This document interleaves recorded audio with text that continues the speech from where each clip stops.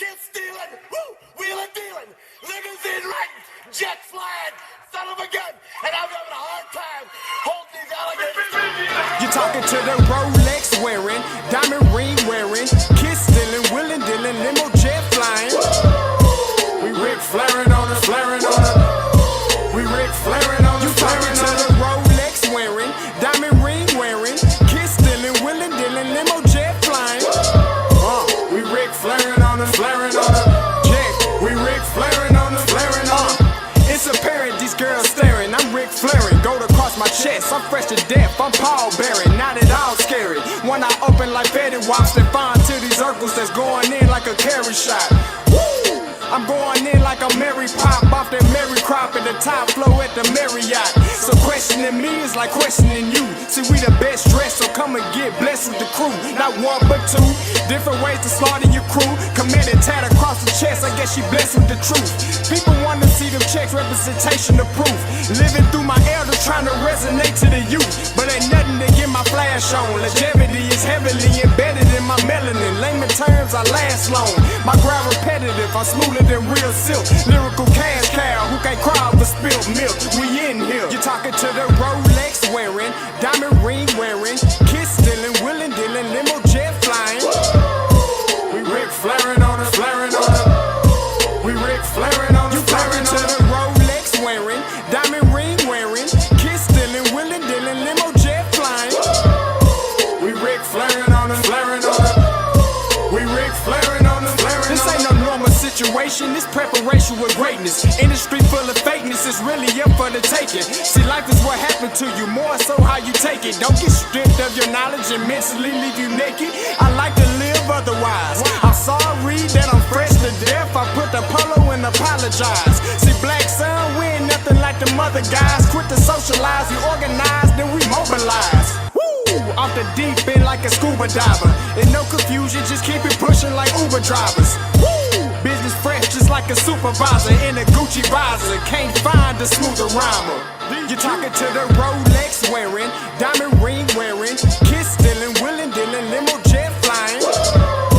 We Rick flaring on us, flaring on us. We Rick flaring on us. You talking to the Rolex wearing, diamond ring wearing, kiss stealing, wheeling dealing, limo jet flying. We Rick flaring on us, flaring on us. We Rick flaring on us, flaring on us.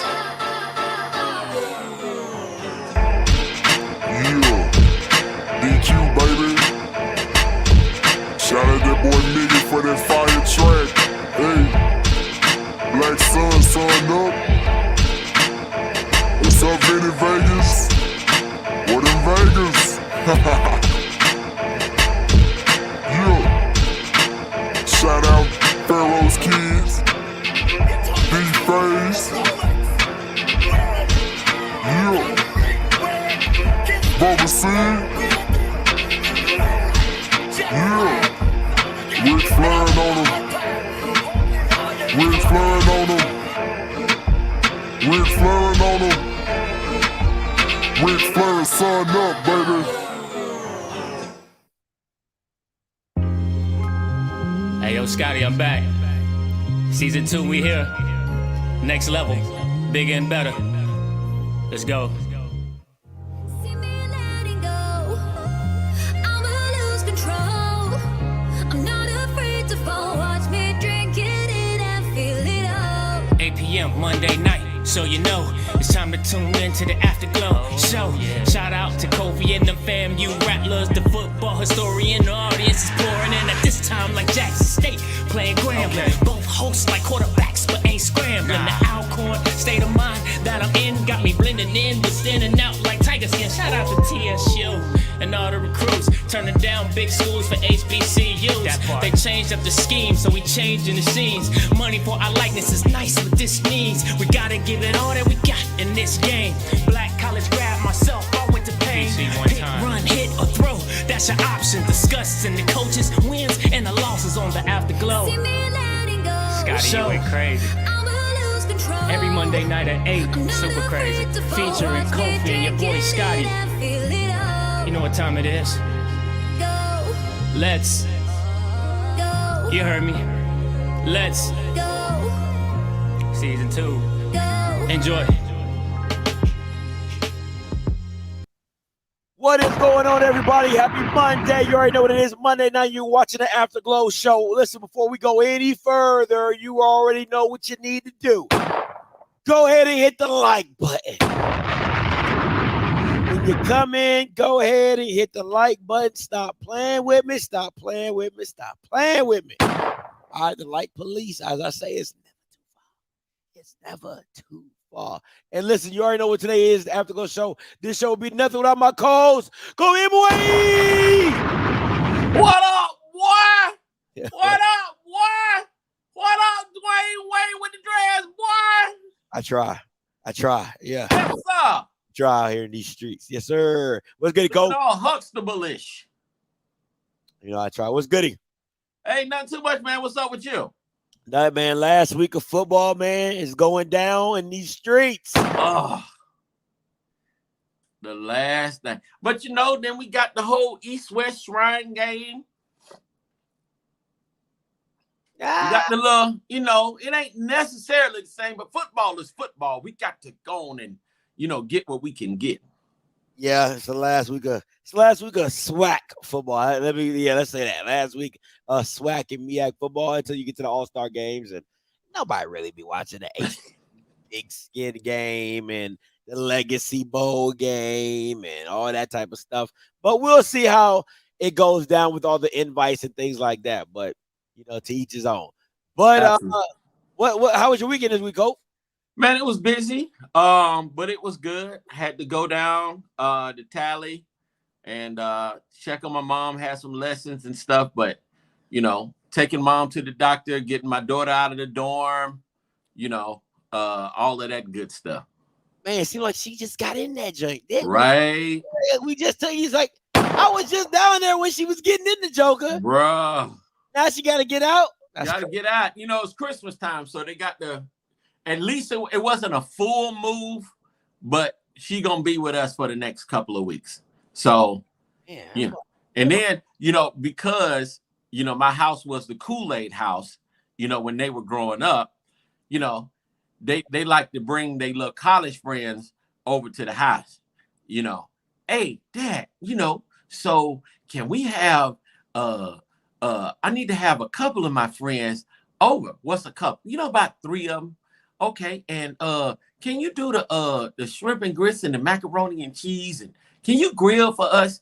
Be like, okay, I ain't gonna fake on you. Do be cooking. I tell you, boy, it be some good food. I can't get mad at her about that. I can't even say nothing about that. It do be good. I mean, everything's scratched. Yeah, yeah, but you know. Can you do, because see, you know, when people be at the house, you got to cook the breakfast, you got to make sure everybody's taken care of, all of that stuff. So, man, listen, I take y'all members to Dunkin' Donuts.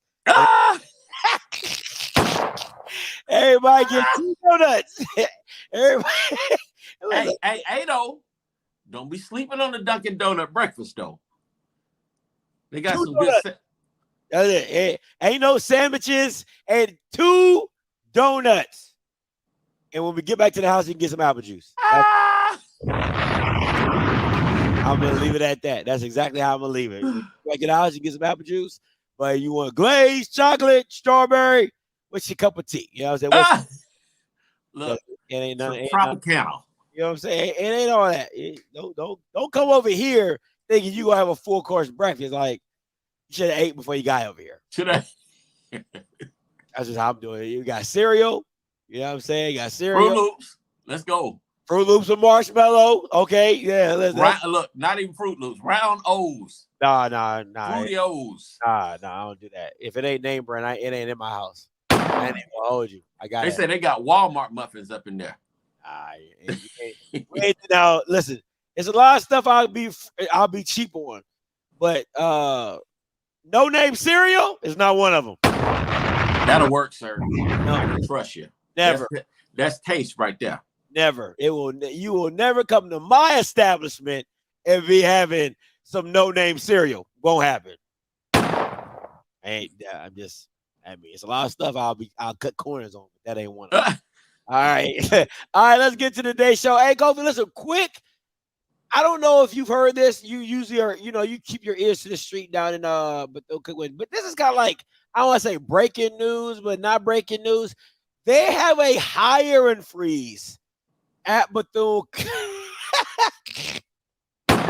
Campus-wide spending freeze as we endeavor to prioritize our spending in the light of our 2 major weather events and other matters. Effective immediately, Bethune-Cookman University is implementing a campus-wide freeze on personnel services, hiring, other non-essential expense spending until further notice.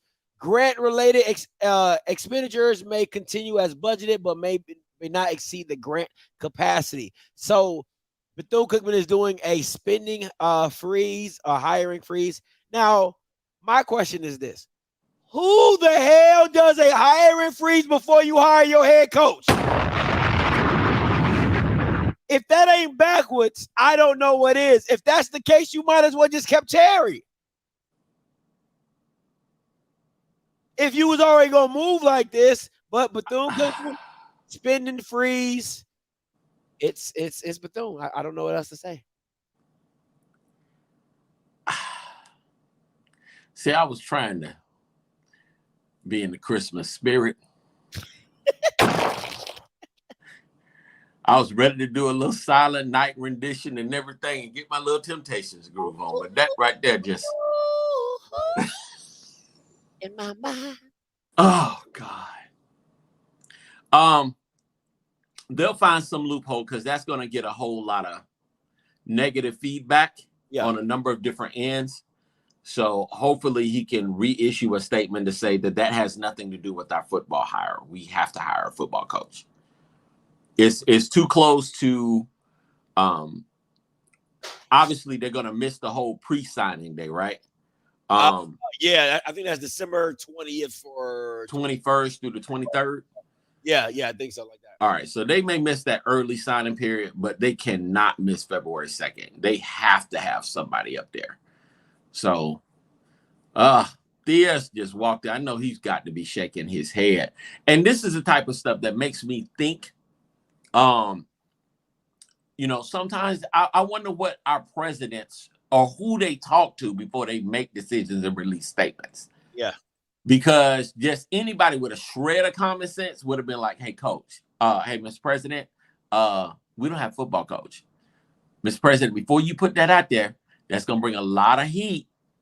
And I know we under the gun, but you can't put that statement out there right now. I think this. How do you have an AD that's the head basketball coach and he's traveling to do basketball games when you still haven't picked if that's not the definition of ass backwards, dysfunction. Man, that doesn't even make sense. We don't have a coach, but you focusing on basketball, but you supposed to be the AD. I just knew. I was just like, okay, Ms. Diaz, all right, so you let Terry Sims go. So I was giving you credit, like he got to have somebody in his pocket. He got to have somebody in there to make a move like that, knowing the financial situation at Cookman, knowing everything that's going on. He has to have all his ducks in a row. Unfortunately, that's not the case. And I know that, they had such stability with Lynn Thompson, who was absolutely amazing in every stretch of the imagination, and in reality, he was off the chain. And so to bring somebody like this and they're running into this level of dysfunction is just very perplexing and extremely disappointing. It just doesn't make sense to me. Like in the military, they used to say stuff like this. The higher you get, the dumber you get. Like they used to say that all the time in the military. The higher, the more rank you get, the dumber you get, the less common sense you move with. And it just doesn't make sense to me how you can literally say, you know what? It reminds me of what you used to say about FAMU, about how you have people in multiple positions. You know what I'm saying? Like doing multiple jobs. And you're like, bro, you can't even do the job that you're supposed to do well enough the fact that you got 3 other jobs on top of that, it just makes it don't even be like, oh God, you triggering me, man. This is back down. All right. So multiple jobs. I want them to give an account for this whole multiple job thing, because it doesn't have to happen. You need competent people, but you need your competent people to be balanced and not overworked. Yeah. You know, they need to be balanced so that they can actually do a good job. You can't, you know, we had and God bless her because I love her, right? But you can't have somebody that's the dean of SBI. Then she's over the FAMU foundation and is the assistant VP. Wow. It's like, how can you be excellent at anything and a jack of all trades if you're not a master of one? Yeah. No man can have 2 masters, except he's going to hate one and love the other. And as brilliant as she is, that just pulls you in too many different directions. And I love her team, you know, but we have to have people that are going to be competent enough to navigate the system and find creative ways to get the job done. This just doesn't make any sense in any way. I'm disappointed. Yeah, I just think it gets worse and worse when you add, like, they're a private institution and they're just allowed to do pretty much however they see fit and run amok. But at the end of the day, Bethune, you guys continue to do you. Also, listen, man, it's word on the street. It's breaking news, however you want to let it go. TC Taylor will be the new head coach of Jackson State going forward. How do you feel about the hire? Do you feel it's a right hire for Jackson? And where do you see Jackson going from here? Well, TC Taylor is a Jackson State legend. Dion endorsed him, brought him aboard. I was hoping that they were going to get a coach before the Christmas break. I think he can come in and continue with the system. That way they can hold on to a lot of the people that they had. I think he's going to be good. The question is he going to be Dion good? And that's the thing, you know. I don't think that they're going to. I think they're going to be tough. I think they're going to be good. I think they've got too many good players on their team, provided people don't just dip and leave. But, you know, the main thing is got to find a QB. You know, I know they have the backup guy who a lot of people like, but I don't know if he's staying. So, you know, solidify the quarterback. I think a lot of their guys are coming back on defense. They're going to be good. But are they going to be Dion good? And so primetime good. And that's really going to be the question. It's just different. Different how? I mean, okay, taking out time. I mean, like, taking out the Dion celebrity factor. What is it going to look like in your opinion? Well, the thing is, Dion was able to assemble a top-notch staff. A top-notch staff with name brand people all over. I don't perceive at this point that TC Taylor has those same connections unless Dion releases, you know, some. But it seemed like everybody that was on that staff is out there in Boulder. So, you know, your offensive coordinator, your defensive coordinator, your analyst, all the people that were there while Prime was there are no longer there. So you got to be able to fill that staff. Now, the good thing, I think they're going to, I can't necessarily say what they're going to look like till I see the roster, but I perceive they're going to have, they're going to play with the same kind of energy, provided that they're able to keep most of the people, but it's just going to be different because they don't have the 4 stars like they used to, unless, you know, and they don't have the 5s. So it's just going to be, it's going to be different from, I want to say it's going to be a notch down with the hype that primetime brought. And I think it's going to take some people to get used to, but I think they're going to be solid. And they still could be championship level. I'm feeling a Dooley spirit coming over me, and I don't want to feel it, but I'm feeling that Dooley spirit on TC. I don't want to feel it, but is that good? A Dooley spirit, is that good? Oh, okay. I didn't know. I mean, Southern fans, let Perry tell it, SWAC championship, backdoor, and all that type of stuff. So, they don't have too many issues with that. Is this the direction that you would run in if you were the AD? Me personally, I would have gone after Ray Lewis. I would have at least had, and I don't know if he did have a conversation. I don't know where that is. Knowing, but I think the Dion endorsement was a big deal. And I think the president being a JSU guy, the AD being a JSU guy, or familiar with Jackson State culture and that sort of thing, felt comfortable getting somebody that's going to be dedicated to Jackson State, that's not going to be bigger than Jackson State, that's not going to try to down Jackson State or the culture. He'll be more compliant with the status quo as opposed to a lot of the things that Dion called out. So, okay. So I talked to Ashley. Ashley called me. He said it's nothing set in stone. I'm just telling y'all straight up. So he said nothing set in stone. He said they make the announcement tomorrow at 11 or noon, and he'll let me know then when they make their decision of who he decided to go with. Because I was like, yo, everybody's saying it's TC. He's like, nothing's set in stone. He said this is his philosophy, right? He said you don't go outside when you have a winning culture.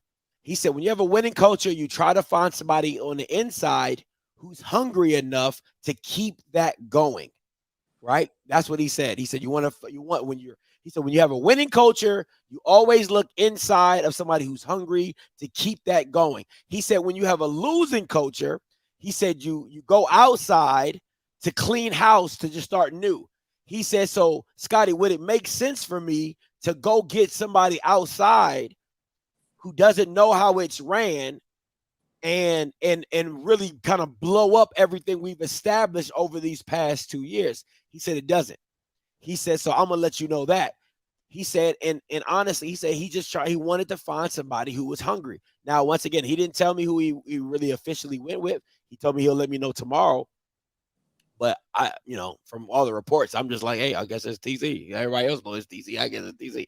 So, but that's what Ashley told me. So, and at the end of the day, he also said, he said, Scotty, what other celebrity hires are working?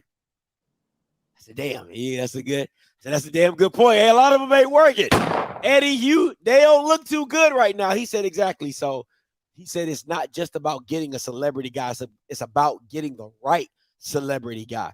So he also made that very clear. So I can dig that. And I trust Ashley's judgment. My thing is, again, you're talking about the culture, you're talking about the inside, but everybody that was inside that culture is just about gone. So it's almost like, Brother Taylor would be doing this or building from scratch almost. Who's left from the staff? Jeff Weeks, the D-line coach, the O-line coach, Coach O, Coach Taylor. I think that's pretty much it, if I'm being honest. I think those are four pretty much it. Those are key areas now, but, you still got a lot of room for growth there. And you got to have somebody dynamic. Now, with that theory that Brother Robinson came up with or has within his psyche, I agree with that. North Dakota State does it all the time. They got somebody, somebody goes, they hire their head, they pull right from the staff and they keep it moving. Now, the difference is they have a ton of resources surrounding the program and they don't miss a beat. They are a well-oiled machine. It will be interesting to see how well-oiled Jackson State is, And you know, the thing about hiring people at HBCUs, I think, especially after this Deion hire, there was only one Deion Sanders, right? Facts.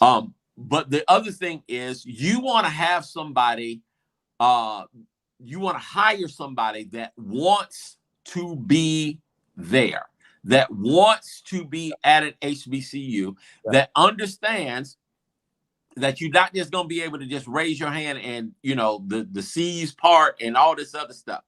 You've literally got to put your hands, you got to put some skin in the game in order to get some things done. It's literally going to be some blood. It's going to be some sweat. It's going to be some tears. It's going to be a whole lot of stuff. But if you're willing to go through all of that and endure till the end, you will see good success. Jackson State is not a, it's a blue blood HBCU, you know, so it's not like you're having to reinvent the wheel there. They have a culture there within Jackson State and within the city of Jackson that is used to winning. And you want to maintain that. You want to be able to do that. And Jackson State's name is out there, and they should be able to do well, provided, you know, the rest of that staff gets put together. So we'll see.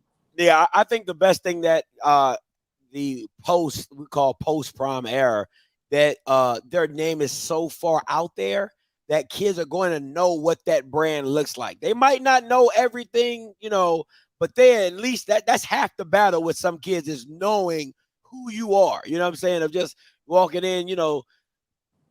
I'll say if you took Bethune-Cookman in Jackson State and you put them in a high school, most kids are going to know what Jackson State is before they know what a Bethune-Cookman is. So that's a benefit to what Deion has propelled your brand to. Now, this is the key. Man, listen. Matter of fact, let me show you a video. I think the video says it best.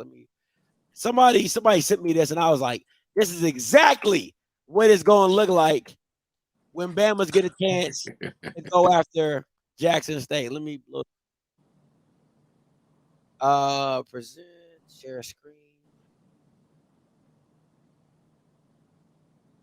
This is what people say. This is what Jackson State is.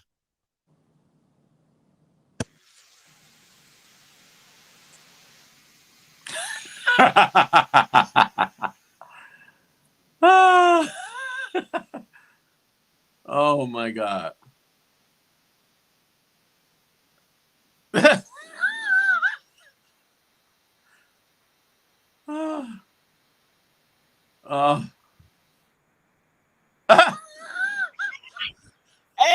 they gonna be on their ass. and it's gonna do me no better pleasure than watching Jackson State get their butt whooped. Okay, I'm gonna just tell you right now, I'm gonna be waiting.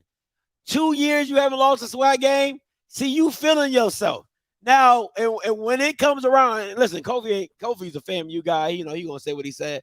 But I'm telling you, I can't wait to see them Bamas lose. What? Oh my God. Oh, I missed the prime days. Oh, it's Deion. Oh, hell. Oh, why won't he come back? You know, yeah, all them days. I cannot wait. They open up with South Carolina State next year. That's in Atlanta. So that's going to be, to me, that's going to be the telltale story right there of how well prepared they're actually going to be. Yeah. Because you're going against a Buddy Pugh team who's going to have all summer to think and to plan and to try to put together a team and resurrect his little bad season that he had this year. So all that's going to, you know, sitting on the side and preparing one segment of the team is different from having to prepare the whole team. Yeah. It's just different. And there is a learning curve with that. There is going to be some bumps in the road. Let's see what that team look like without Shador. Yeah, let's see. Go find your quarterback. Let's see how that works. All right, last one. Hey, top 3 Christmas songs. It's on you, Kof.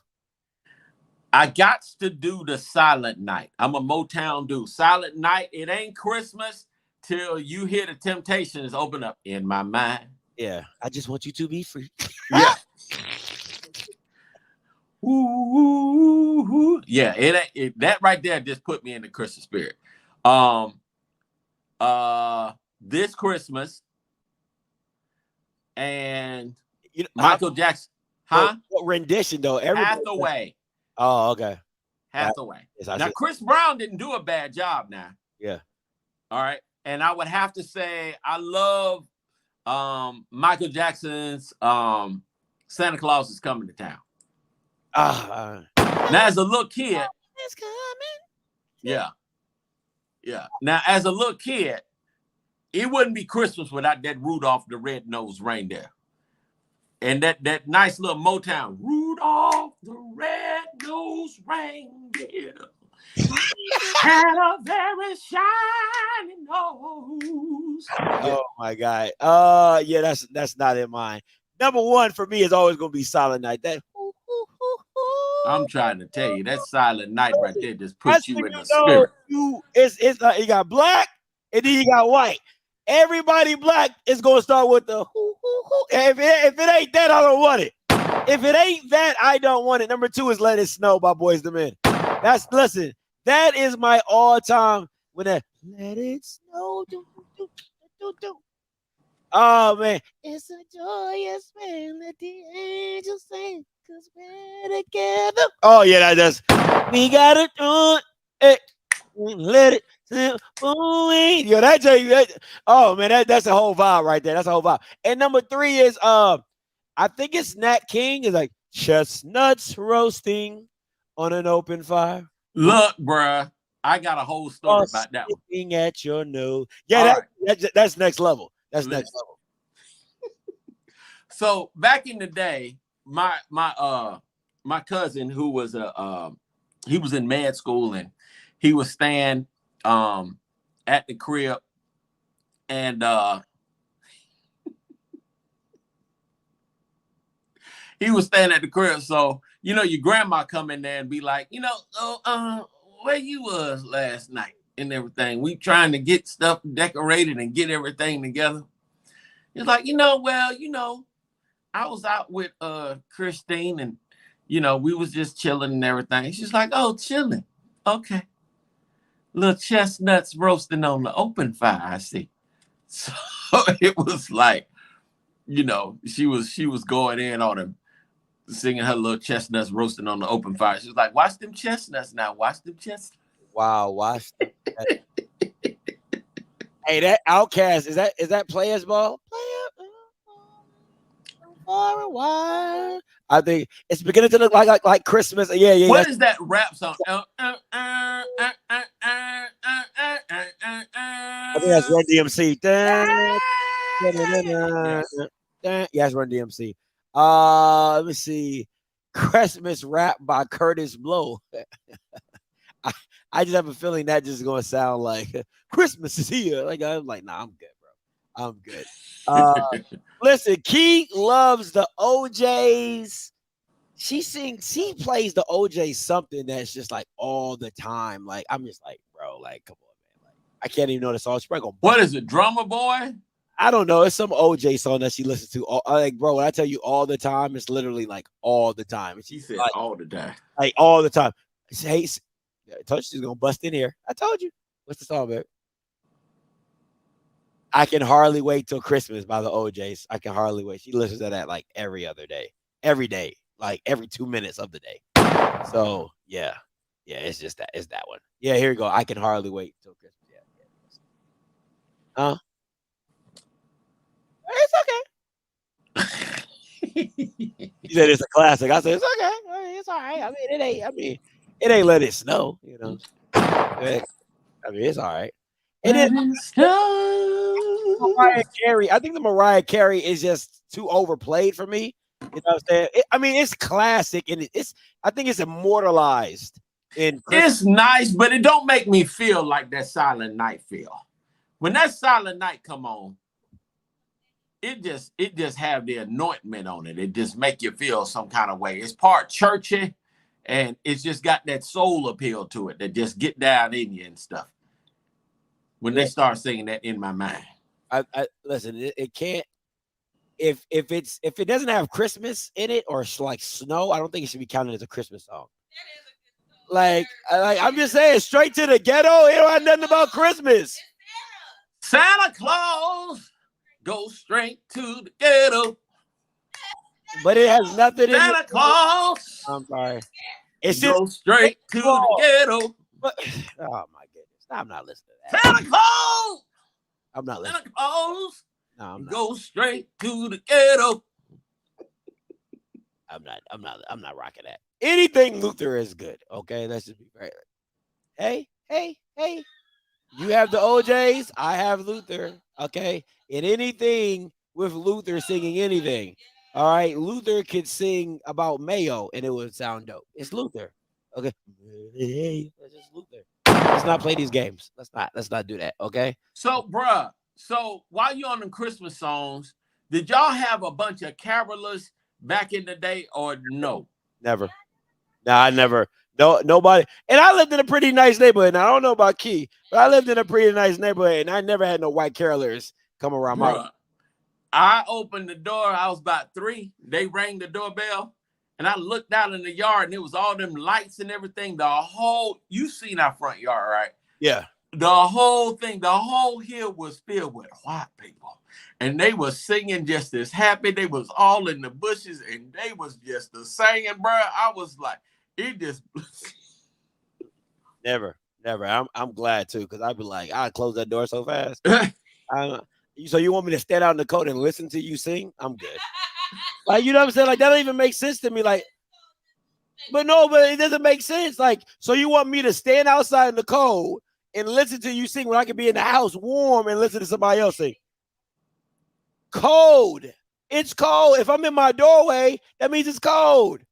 No, we're not doing that. That don't make no sense. That's why white people do that stuff. No offense, Blue. No offense. You know what I'm saying? But do black people carol?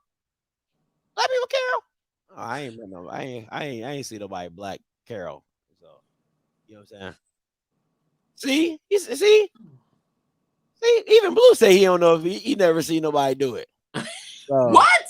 Yeah, he said he ain't never seen nobody do it. And he from the Caucasus Mountains. So you know what I'm saying? Like that, bruh. That's what they be doing. Man. Yeah, so Carolyn. Yeah, but like I said, Silent Night, I think everybody's number one is Silent Night. I think if I'm being honest, I think that's a national black anthem of Christmas is Silent Night. In my mind. Now I love the part where he's like where Blue comes in, like the really, really deep. Hey. Silent Night. Oh, holy night, shepherd's way. Yeah, I like it. At the side. Oh, yeah, bro. Yeah, I did as a girl stuff. Demetria, what part you sang? Who? Demetria Glenn. She was singing and stuff. Yeah, where you from, Miss Glenn? Where are you singing at? Cause I ain't never seen that. I ain't never, you know. Now you probably was caroling at church, but we ain't, like we was singing carol, like at church. You know what I'm saying? Like joy to the world, the Lord. Yep. What's up? What? Joy to the world. That's all I got. That's all I got for you. Hey, yeah. That's all I got for you. Jacksonville, Alabama. That just sounds all backwards. Jacksonville, Alabama. That's what Jacksonville State is. Oh, really? Oh, shoot. I didn't even know. That, like, these non-Christian Bamas. BBCC, Lily, TT. I don't give a damn about none of them jokers. I bet their Christmas albums suck. You know what? A good Christmas album? Destiny's Child. Destiny. Hey, listen. Don't you listen? On the 7th day of Christmas, my mother. Hey, that just go hard. That Jake go. Listen. Shout out to Destiny's Child's Christmas album.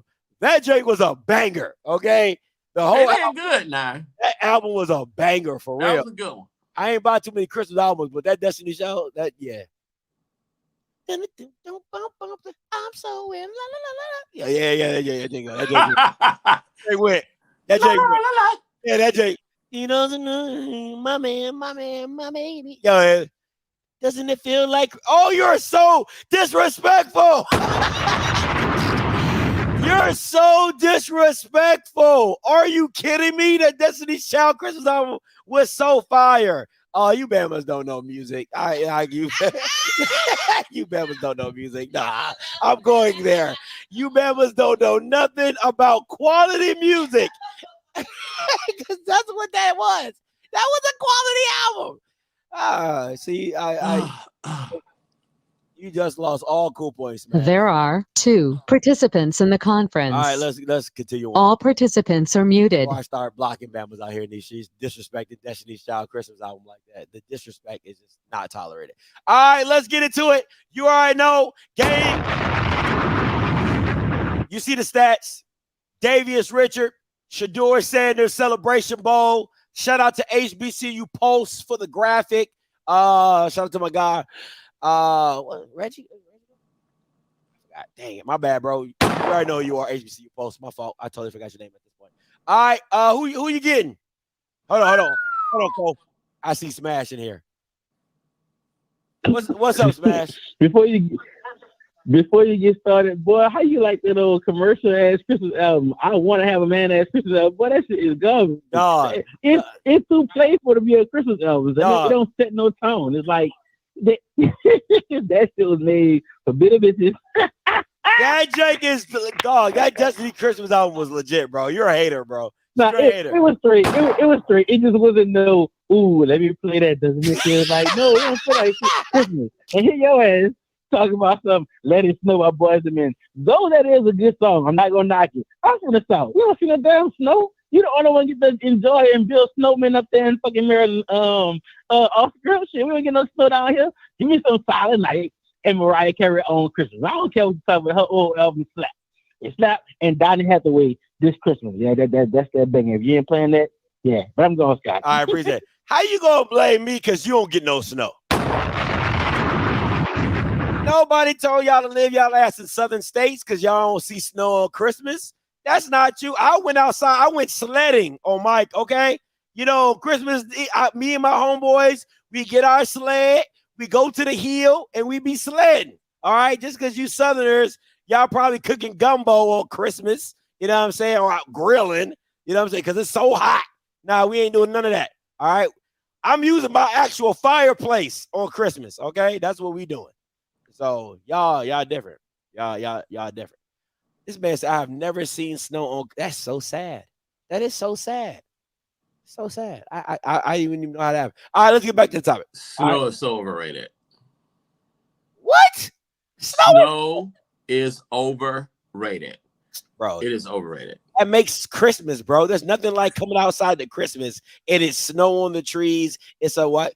It's beginning to look a lot like. Yeah, y'all can have all that snow. I can't take it. Oh my gosh, bro. Y'all don't understand Christmas with no snow is like, bro, it's like hot chocolate with no marshmallows. Like, what are we doing? Now I don't know about all that, but I hear you. But that whole snow thing, bro, in the A, see the thing about it is when it snows in Atlanta, everything shuts down. It's not like up north where they have like a bunch of snow machines and stuff where they actually prepared for the snow. When it snows in the A, it shuts everything down. Like you are locked down for at least 2 or 3 days. You can't go nowhere. Everything is closed. It is like, whoo, it's a nightmare. Y'all Bamas can't drive anyway. So you know what I'm saying? So it could be a flurries. Oh God. Oh, it's snowing. Oh geez. Bruh, if it's ice on the ground, these Negroes be about to lose it. My family from Chicago come down when it snowed in Atlanta. It was like, what is wrong with you people? It was like, but they don't, we don't have that snow equipment. And so it had the city shut down for like 3 days. We was on CNN for an inch of darn snow. Let me tell you. Let me tell you how Southerners get down, right? Let me tell you what Southerners get. I had a Southerner tell me, right? Tell me, a person from up north, you don't slip in snow. Like somebody, dog, I swear to God, I put that on everything I love. Somebody from the South had the audacity to tell me, you don't slip in snow. You don't slide in snow. You only slide in ice. I said, have you ever driven in snow? So how you going to tell me what? See that? But that's that Southerner mentality. I think y'all be knowing. Y'all don't be knowing nothing. Not a thing. Come on, man. Southerners. Boy, y'all kill me. All right. Let's get back to the topic at hand. All right. Shedeur Sanders, Davius Richard. All right. 24, 32, 10 interceptions to 6, 3,000 to 24, completion percentage, 70 63, passing yards per game, 226, 280, total rushing yards, 691, 105, rushing touchdowns, 13-5. Who do you want?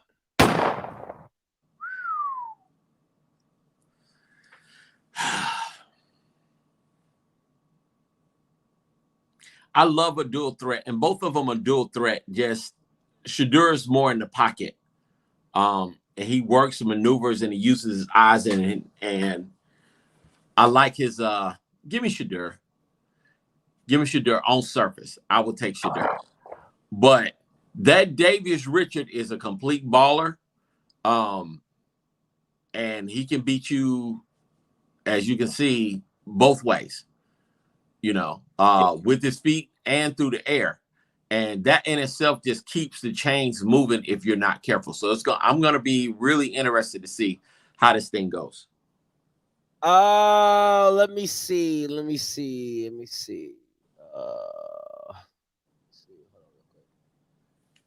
I like Richards. I really like Richard. And the one I love is size, right?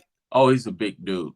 Big guy, real big guy. I believe he's like, if I'm not mistaken, I think he's like 6'4", or 6'5", if I'm not mistaken. I'm looking at the roster. He's 6'3". Okay, my bad. He's 6'3". Like his size, 6'3", 215. Can throw it, can run it. You can run QB power with him. You can run QB draw with him. I mean, it's a lot of things that you can do more with. And I feel like this. He's a heady dude. If you give Richard the same talent that you gave Shedeur, I think these stats are similar, and you still have the rushing totals. So I think he's just more dynamic. So I'm gonna go with Davius. I really like Davius. I love what he does. I love his arm. I think the only thing that Shedeur has over him is probably his pocket presence. His pocket presence, I think, is a lot better than Davius. But if I feel if they had the same team, I think Davius is more dynamic when it comes to rushing touchdowns, rushing. I mean, you can see it. He doesn't have a better team, and he still has more opportunities to be more dynamic. So for me, I'm gonna go with Davius Richards. Now, if you feel as though who you would have on the final drive, I'm gonna be honest. I haven't seen enough from Richards to be like, you're the guy I want on a final drive. You know what I'm saying? So I'm gonna hold off on that one. But just give me a quarterback. Yeah, I'll take that. I'll take that. Yeah, I'll take that. That boy Davius. I saw him when he played against FAM. He was a freshman, and he came in on our homecoming, man. And the game came down to the last few minutes, and Xavier Smith, Ryan Stanley had to bring some separation in the last few minutes of the game. I was watching him give our defense fits. It's not going to be the, Jackson State's defense, the way they've been playing all year has been absolutely phenomenal, but I saw some kinks in that armor in that Southern game, and I was just sitting there like, this don't look. And I saw Andrew Body give that defense some fits. And so this guy's better, I believe, than both of those guys right now. And this is a seasoned team that is prepared to win now. So it's going to be interesting. Question, let me ask you this before we start diving deep into the game. Do you think that what Deion is doing is a distraction to the team, like a true, genuine distraction? They're gonna say that it's not. You know, they're gonna say all of the right things. Yeah. But it has to be. It has to be. You know, if they had been operating like this the entire year with him out, I don't care what they say. Like even when Flea had the team last year, there was a difference in the way that team responded when Deion was on the sideline and when Flea was in there. That doesn't mean that Flea can't coach. That doesn't mean that Flea can't prepare. But it's just the difference. You know, the team responds to Deion. And I think that they'll get a lift, you know, with him coming back and doing some things. They'll say all of the right things. But the reality is it is a distraction. That's just like our players at the beginning of the year, you know. All of that stuff with the APR, all of that stuff was like, oh, no, we got, you know, you can't make excuses. You still got to get out there and play the game. But the reality is, it's a distraction. It's a huge distraction. You know, I've seen it play out time and time again. And these are young guys. Now, they've been doing their film study. They've been keeping up with the hunger, and they haven't been talking. You know, all of that stuff is just, it's a distraction, bro. It's a distraction, straight up. What's tough is, from what I've been hearing, is that during the time, like a lot of kids aren't going to practice. I won't say a lot. Let me not say a lot of kids. Some kids aren't going to practice. Some kids aren't showing up. Some kids are just, you know, they're taking it very lackadaisical for the past. Like that's what I've heard from a player on the team, is that they're not as locked in. Hungry. Yeah, they're not as hungry and locked in as this. A lot of them, because a lot of them, from what the player was telling me, was just that a lot of the kids are so focused on themselves and not really the team of what they're going to, which is fair. You know what I'm saying? Like you can't get, if you say you don't understand that, you're lying to yourself, because you're really debating like, yo, should I play this bowl game? Should I be in the portal? You know what I'm saying? It's a lot of stuff to think about, and you have your future. Shador knows his future. Charlo knows his future. Coach Prime knows his future. Like some of these players are just like, man, like I came here for Prime. He's dipped. He's not taking me to Colorado. What am I supposed to do? Am I supposed to stay? So I get it why a lot of players are in their own head going forward. So we'll see what that looks like. I'm gonna tell you one thing, right? If I was a receiver on this team, Shador would have to come talk to me. Like, and that's not even on like no bully type stuff. That's just me like, yo, are you really locked into this game? Like, you know what I'm saying? Because you're doing a lot of promotion for Colorado, and I get it. That's where you headed. I get it. But you would really have to sit down with me or the other receivers or whatever, especially me, and be like, I'm like, bro, like, are you like locked in, bro? Because like, I get it that you're going to Colorado, but what's good? You know what I'm saying? Like, are you riding with us? Like, what, you know what I'm saying? Because you can look at it like, I don't care. Like, I'm not saying this is Shador. I'm really not saying that that's who he is, because I don't know Shador like that. But on the outside looking in, if I was a wide receiver, I'm like, bro, win or lose, you straight. You know what I'm saying? Win or lose, you straight. You know what I'm saying? So he would have to really come talk to me. And it's not because you kind of build a bond and a brotherhood. It ain't no like, oh, you a punk and it ain't none of that. It's just literally like, yo, come, like, what's good, man? Like, are you with us? Like, bro, like, are you with us? So that's how I would approach it. You know, not on like no G checking and nothing like that. Nah, because we all brothers. We've all Shador's put his body on the line just like I put my body on the line. You know what I'm saying? I know that in some games he played with a messed up shoulder. So I know you're for the team, but right now, are you locked in right now? You know what I'm saying? That would be my question. You know what I'm saying? Just, you know, I don't know how you can run a practice and he ain't there. You know, unless the second team guy is getting all the reps. So, you know, that level of camaraderie, all of that stuff it has to be somewhat of a distraction. It takes a really phenomenal leader to be able to go in and unify and get everybody in on one accord. That's not going to be easy to do. Yeah, and see, to me, like, the thing with the Deion situation It's like, how can you believe anything he's saying after he done gone a whole weekend recruiting in Colorado and then coming back and he in front of you talk about finish? Like that, he would lose so much credibility to me. It wouldn't even be funny. Like, it wouldn't be funny. And I'm not saying that Deion one-on-one would be like, hey, just do it. I'm just talking about in a team setting. I couldn't respect nothing. I really couldn't respect nothing that you're talking about because you all like, oh, block the negativity out and be positive and all this. But you're the reason there's negativity on the program because you keep taking your bony ass up to Colorado and then bringing your bony ass back. You switching gear the whole time. You out here like Mrs. Doubtfire just switching up outfits. How could you? Here's what comes to mind. No man can have two masters, except he will hate one and love the other. You know, a house divided against itself cannot stand. Now, again, the company line is going to be they're unified. We're going to find out one way or another how unified they are. This is not going to be an easy game. North Carolina Central is a good team, and they are hungry. They are legit good, and they are battle tested. They're not going to be afraid of the limelight. So it's going to be interesting to see how these guys get out there and make it happen. So let me ask you this. See, this is the funny thing. I see a lot of these comments and everybody's like, oh, they're good, they're good. But if they lose, then what?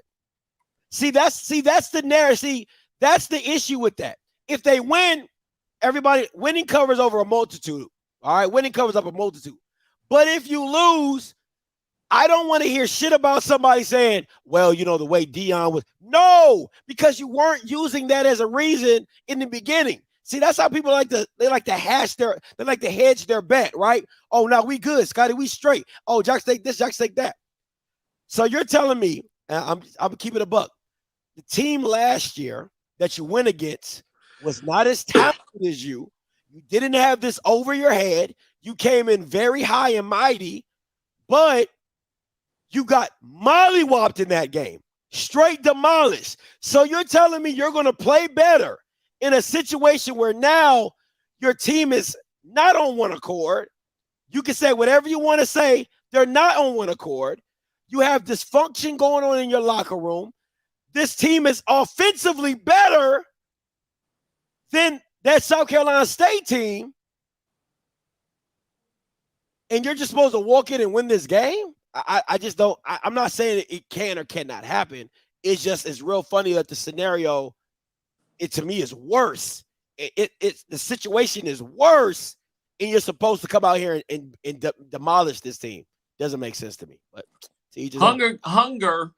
hunger has a lot to do with football and how a team plays. And when a team, you know, the Rams are the Super Bowl defending champions.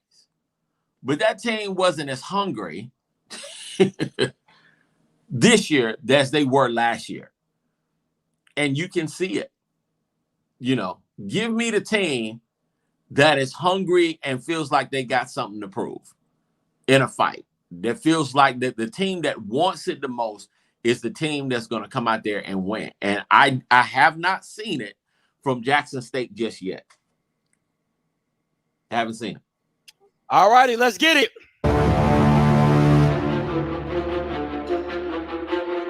Celebration Bowl. NCCU. Jackson State. Atlanta, Georgia. Saturday. Game of the week. We here. We made it. All right, Kofi. NCCU wins if North Carolina Central wins the game. If they can supersede the Jackson State intensity from the jump and be physical. You know, when they played in that Campbell game, Campbell just was able to dominate the line of scrimmage. And that was really the difference in the game. They couldn't ever get back up and get that level of intensity or match the intensity that Campbell came out with. Davius Richard needs to make plays with his feet and over the top. South Carolina State was able to make plays against Jackson State, and Southern showed that you can make plays over the top. And when you have a mobile QB that can make good, solid decisions, you have an opportunity to beat Jackson State. The other thing is to stop the run and pressure Shadur. You want to make Jackson State one-dimensional if you can. And the one way that you can do that is to stop the run. If they don't stop the run, that's going to be a problem.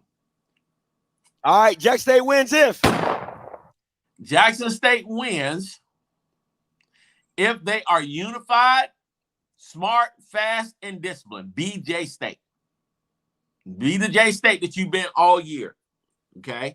Protect the ball and Shadur. You know, you can't allow the North Carolina Central defense to get after him and have him under pressure the entire game. Obviously, that's a losing proposition. Okay. Jackson State will win if they dominate the line of scrimmage on both sides of the ball. Again, going back to the Campbell game, going to the South Carolina State game, the teams that have given North Carolina Central fits have been those that have been able to manage and dominate the line of scrimmage. North Carolina A&T had a bigger line than North Carolina Central, but they were able to outmaneuver them, their quickness, and I want to say their determination, their hunger to get after it and win the game was what really got it done. All right, listen, NCCU wins if they establish the run, protect Davis, and get pressure on 2 with 4 down linemen. Listen, I saw in the chat, and I 100% agree. If you run a 3-3-5 against Jackson State, you're going to lose. You're going to absolutely get demolished.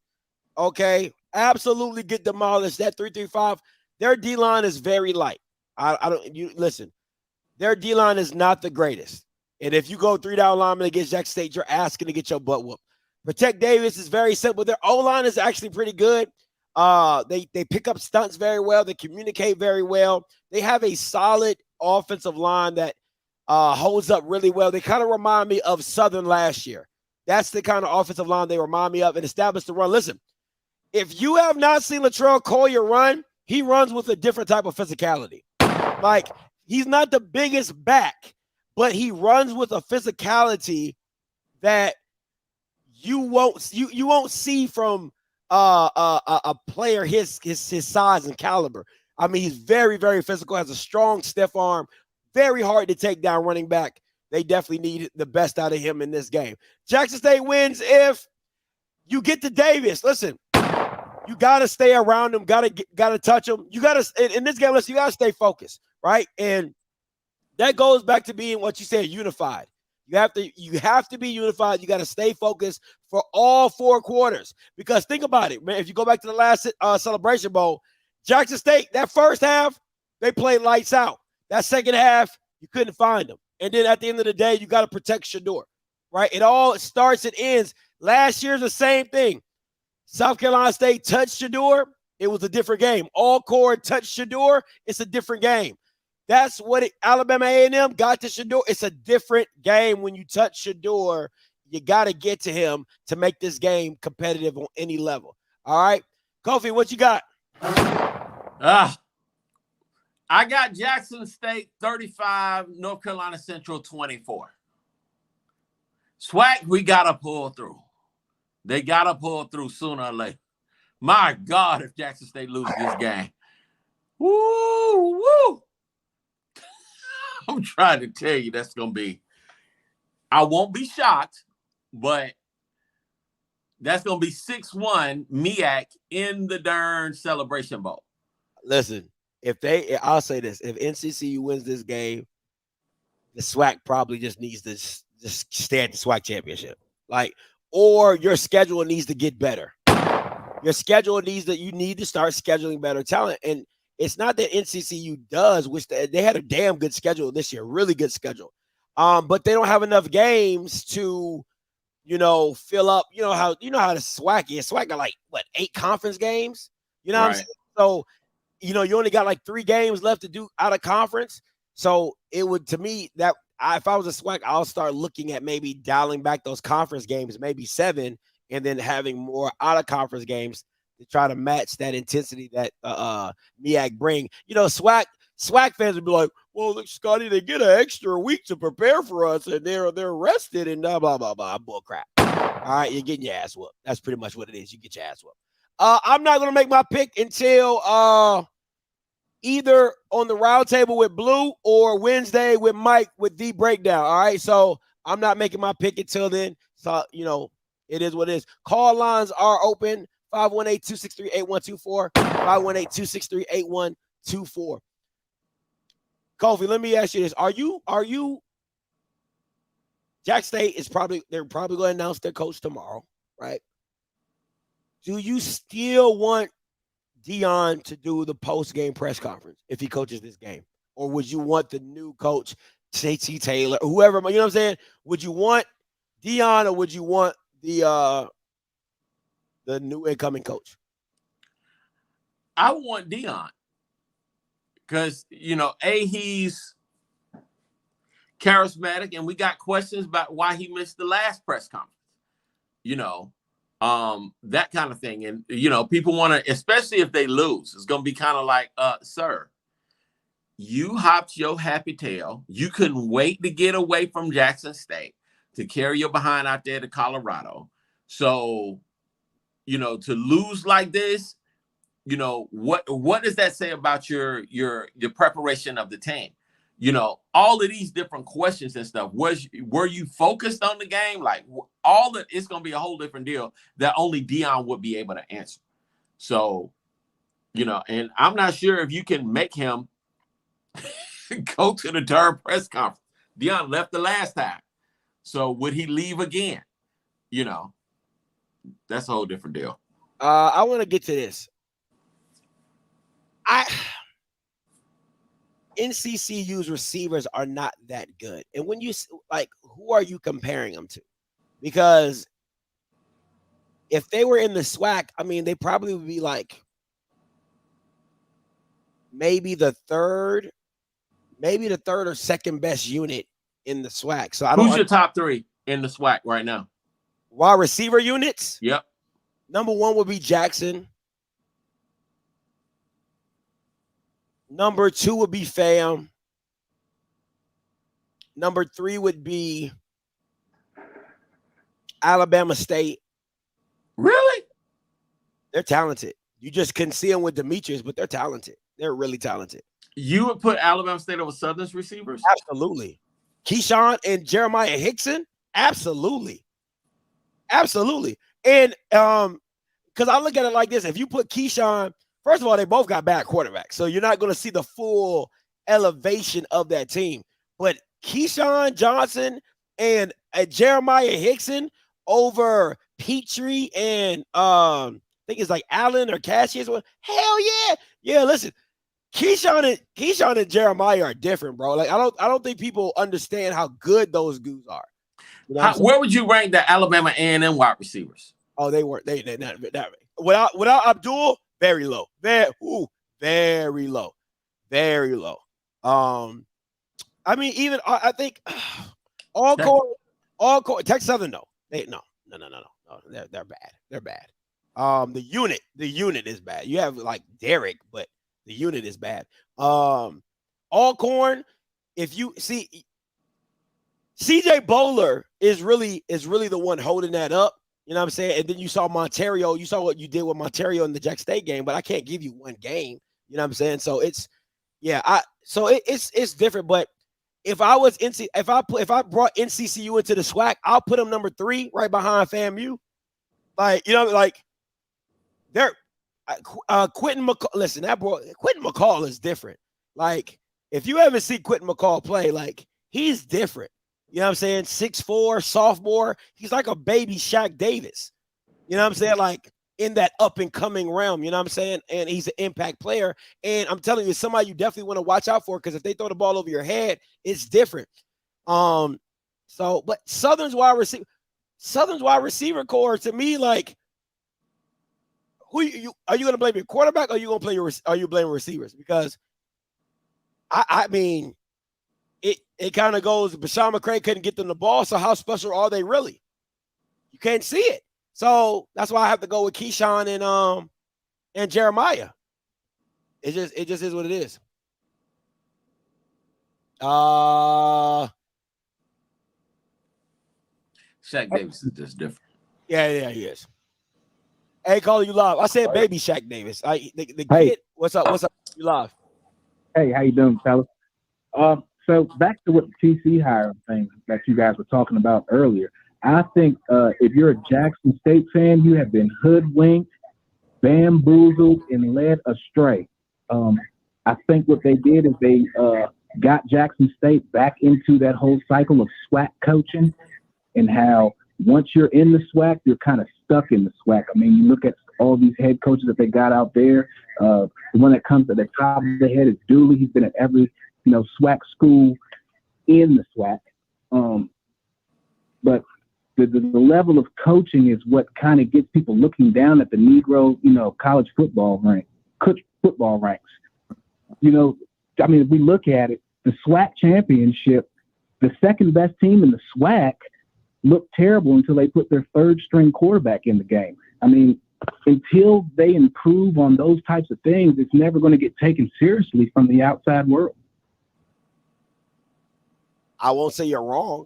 I mean, I can't say, like, people are in the comments are getting like, but can we say he's wrong? How bad is your coaching when everybody for the whole freaking year can see that your starting quarterback wasn't the answer? You finally give the backup an opportunity, and it gives you a chance to win the game. And that's not on coaching. How y'all get mad at the caller and everybody's seen it? I mean, yeah, man. I mean, like I said, I'm from the outside looking in, so I'm not here to disrespect anybody or anything like that. I'm just saying, yes, I mean, I acknowledge that there is problems with funding these institutions, but I mean, there's a lot of good schools, smaller schools in the P5 level that, people have a lot of respect for because they get their kids playing at the highest level. And Deion brought a lot of attention to the SWAC. And, like he said, sometimes those eyeballs exposes what they are. So like him running through the SWAC like it was just nothing, it kind of cast a down eyes like, wow, it must be easy down there. Because we sit here and we watch it, it's like, okay, yeah, they've got great athletes on defense, but this offense that they're playing against couldn't move the ball against a great high school team here in Georgia. So, I mean, I think once that gets changed, I think the SWAC will come to prominence because, I mean, honestly, you guys should be able to get any athlete that you guys want in the country, but it's about making that athlete believe that they can get better playing in that league and against that competition. And that's what it all boils down to. I appreciate your time, my friend. Hey, no problem, man. Like y'all, listen, bro. The first thing that you have to do in life is accept accountability, right? You have to accept accountability on the part you play. Hugh Jackson has been sucking as a coach. Like, you were constantly trying to make your team a spread team when your team was a power running team. You saw that from Jackson State, that your team was a power running team, and you continually try to make them a spread style offense. That's bad coaching. It's bad coaching, right? You could say it's good coaching for somebody like Willie for last year. Understood McCray is not a passing guy, so what did he go with? He went to the run game. He said, we're going to lean on Bishop. We're going to lean on those runs. We're going to make play action, and we're not going to throw them. That is high-level coaching. That's understanding my team. That's half the battle with some of this coaching, is that they don't even understand the team that they have, Kofi. Listen, I can't say it enough.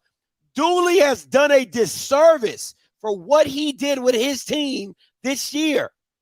It was bad. Bruh, you ain't got to tell me, it's disappointing on a number of different levels because I know for a fact after watching the FCS playoffs this weekend, I'm looking at the level of talent and I'm looking at, even from a scheme standpoint, what these guys do that's so amazing and so different. And it's not exotic. It's not. It is not exotic. It is not complex. You know, I watched the team run the entire time all the way down the field. And I'm sitting up there like, they're really not making this complicated. They're just doing what they do. They know who they are. Know who they are. They're giving their playmakers the ball, and they're allowing them to make plays. It's simple. The same, it's like watching a movie over and over and over again. I watched North Dakota State. Same thing. It ain't complex. It's not exotic.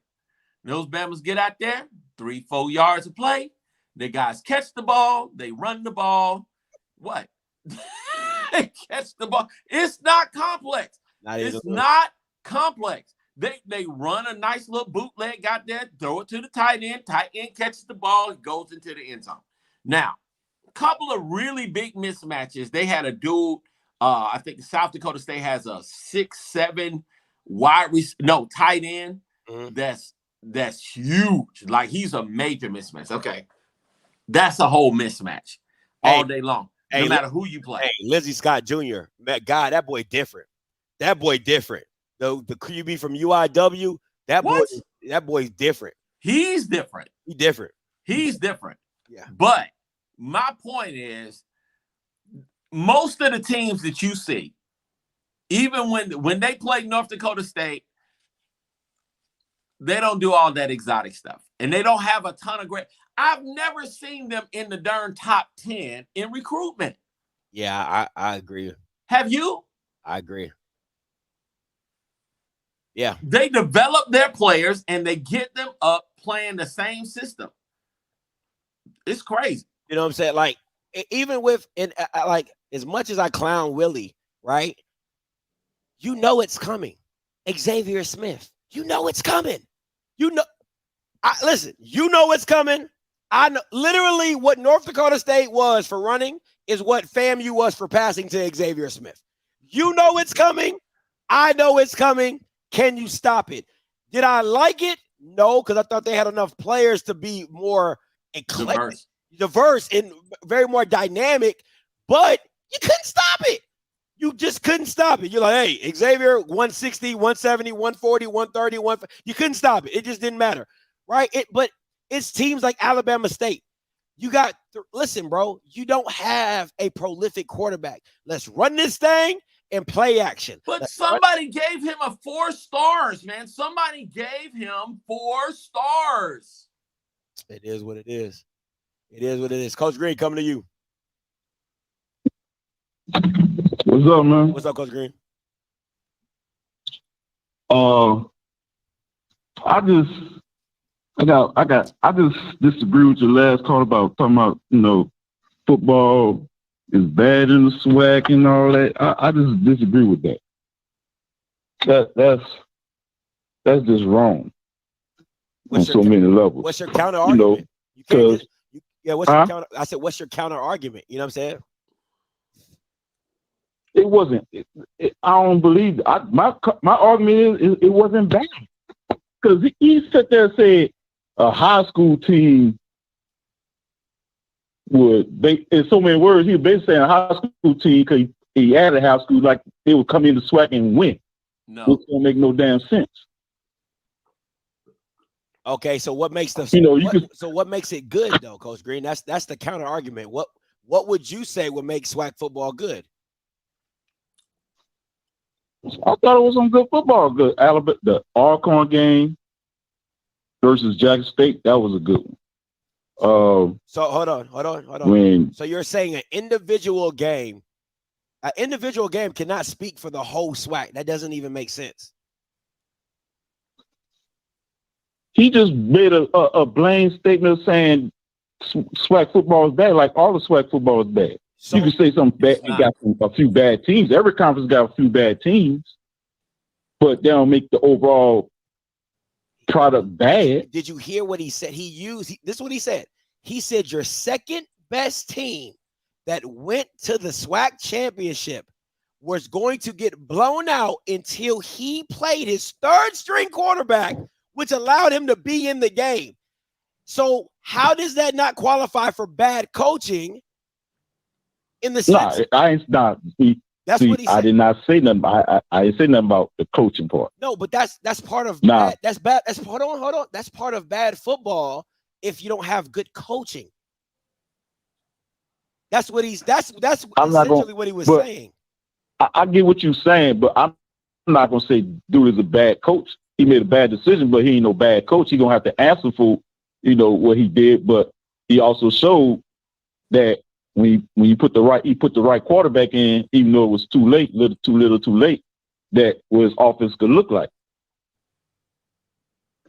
But I'll move on from there. I got one bone to pick with you, dog. One bone, just one bone. Because you keep on doing it every time. Because when you was talking about the MEAC,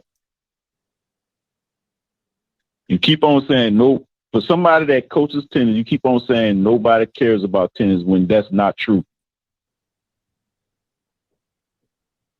Because they got parents that get a chance to see their kid play in these tournaments because this is something that wasn't happening.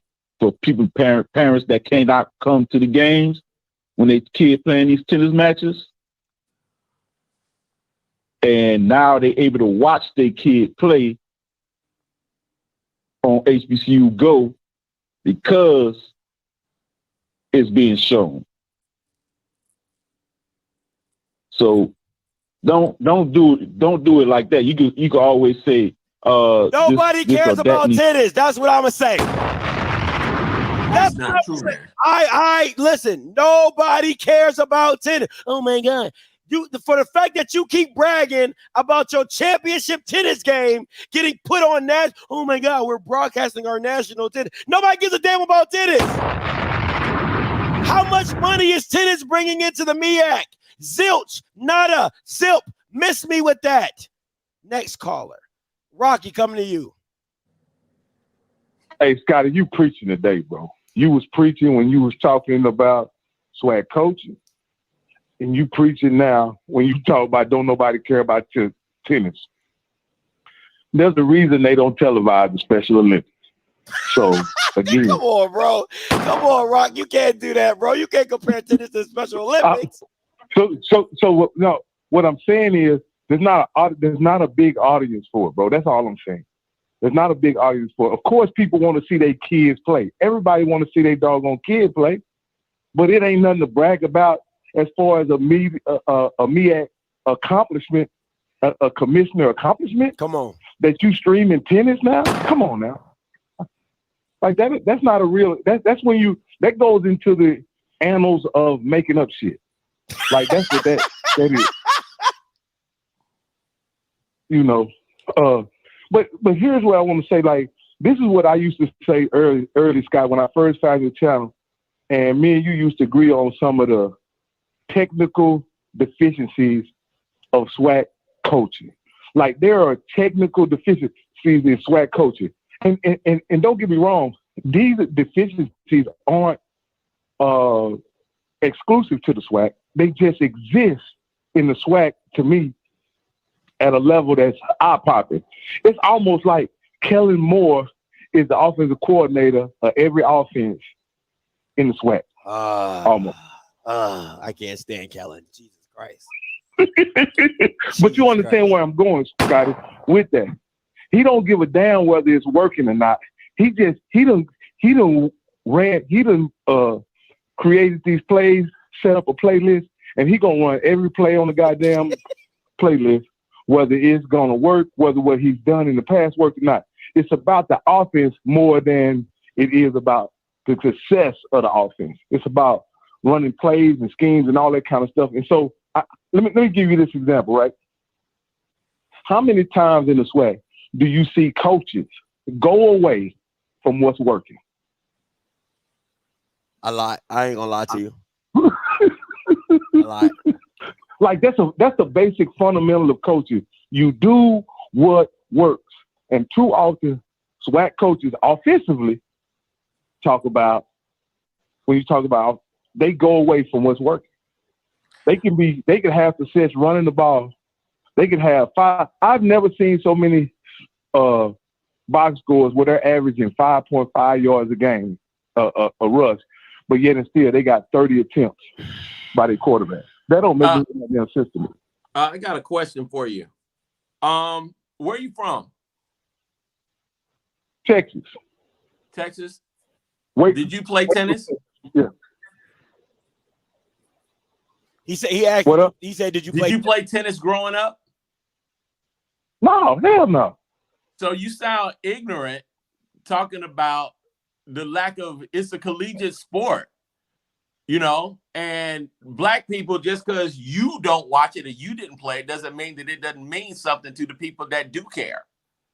So for the people that watch it and for the kids that are playing, if they want to see what the MEAC has to offer as a school or the level of competition that's there, one of the ways that they can do that is to watch the darn stream. And if they're watching the stream, they say, okay, well, if they've got tennis, let me see the facilities. I can peep the facilities on the stream. And when it comes to the school's APR scores, one of the teams that helps the APR score raise to a different level is the tennis team. So they have a role. I live in a Kofi. I live in a city that has one of the top tennis teams in the nation. But you don't play. University. Listen to what I'm saying, Kofi. And I ride by the tennis facility when they have big meets and nobody's there. Okay, well, sometimes really when it comes to a meet, and I can't speak to that. I know living in Atlanta, if you go by an Atlanta court just about any Saturday, the courts are going to be packed, and it ain't even no major tournament. It's neighborhood playing against neighborhood. If you go into Tallahassee, you ride by Myers Park on a Saturday, the courts are packed, and it ain't even no darn tournament. It comes down to culture and whether or not people actually care or if they know. It might not be the culture in Texas to go to tennis matches. I know they care a whole lot more about football than they do tennis. Kobe, my point is for you to even put tennis on the same level as a major college sport is ridiculous. I think that's done within itself. Not trying to argue with you or anything like that. But if my tennis team is dominant and they're bringing home a championship and they're raising our APR, then I'm going to honor that team. I'm going to honor all of our athletes on the same level. You know, I mean, at FAMU, we had, you know, Althea Gibson was the first Wimbledon and first black person to win a Grand Slam championship. So it means a lot to us. It might not mean a lot to you, but it means a lot to us. That's all I'm saying. So Kofi, what I'm saying is this. I'm not knocking the individual accomplishments of tennis. What I'm saying is, as a SWAC commissioner, one of your main accomplishments is I put up a camera in the middle of a tennis court. If that's one of your main accomplishments, then you ain't done that. Thank you. Okay. I understand that aspect of it, but hey, whatever accomplishment you make as the commissioner, she don't have a whole lot, but whatever accomplishment you make is worth stating it. If this is a victory, celebrate the victory. Now, most of the people, you know, many people don't care, but you know, MEAC has a strong tennis culture, and so for the people that care and the people that play, a lot of those people also have money. And they may be willing to get off tennis because nobody on here came to talk about tennis. Please. Jesus Christ. Nobody on this stream to talk about tennis. I just wanted to debunk the thing saying that people don't care. People do care. You don't care, but there are people that do. Nobody. You don't care. I care. God, this is my last point, right? And this is I know people in there hating when I critique SWAC football or black college football or whatever. And compare it to schematically and strategically and from a game management standpoint. I believe you can compare high school, college, and pro football from a schematics, from a game management standpoint. And when you look at the SWAC, right, they lacking in the game management and in some of the tactics that they use to attack defenses and offenses. That's my opinion, right? But I watch a lot of football, bro. And it's not all the SWAC, but it's the only thing sometimes I think the only ball that these people watch is SWAC ball. So they think it's the greatest ball that ever invented. When in all actuality, there are other brands of football, there are other types of football that is much more detailed, much more intricate, and even executes at a much higher level, bro. So that's all I'm saying. Hey. And I'm not hating. That's just my critique. All right, appreciate the call, Rock. Listen, man. Of course, it would be Coach Green bringing up some freaking tennis. All right, listen. It's the same way I felt about the freaking bands, okay? I don't care. I don't care about the bands. I don't come to watch the games because of the band. Now, do I like the bands now? They're kind of growing on me. But at the end of the day, I don't come to the game to hear or see the band. That's just not what it is. Oh, nobody cares. All right? Tennis. Yes, there are parents who have kids in tennis. Yes, there are parents who they want to watch their kids. There's people that want Herschel Walker in office. Some of them Bama, we don't care, okay? We do not care. Jesus freaking Christ. Oh, my God. I have a bone to pick with you because you don't want the MEAC and you're hating on the MEAC. I'm not hating on the MEAC because of tennis. How stupid does that sound? I agree with Rocky. The reason I'm hating on it is because it's like, bro, if that's your accomplishment, oh, my God, I'm showing the tennis match on TV. Congratulations. You played your freaking self. All right, 5883 coming to you. Congratulations. Playing the freaking stuff. All right. Go ahead, Ms. Griffin. Turn your background down for me. Congratulations. Go ahead, Ms. Griffin. Turn your background down for me. Okay. Hey, everyone. I just want to piggyback on Kobe. Okay, you don't care about tennis, but there are a lot of people who do care about tennis. And the SWAC commissioner and every other commissioner of every other conference is responsible not just for football or basketball, but for every sport. Every sport. And all you guys out there bashing the Special Olympics, have you ever watched it in person? Have you ever watched it on TV? It is like the spelling bee is on TV. Okay? And so I'm really pissed off where you and Rocky and whoever downing things is just, if you don't watch, that's your brother, but don't down things you don't watch.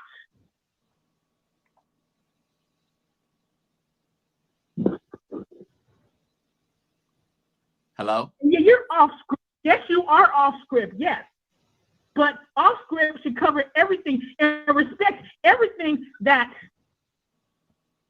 is covered by the SWAC or whatever conference.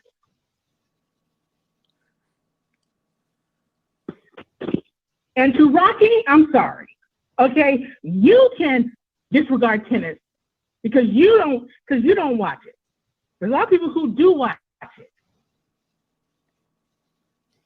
Hey, Mr. Griffin, can I ask you a question? Yeah.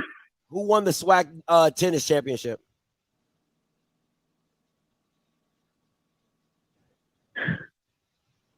Don't worry, I'll wait. Who won the MEAC tennis championship? Since you're yelling at us about watching something, can you tell me?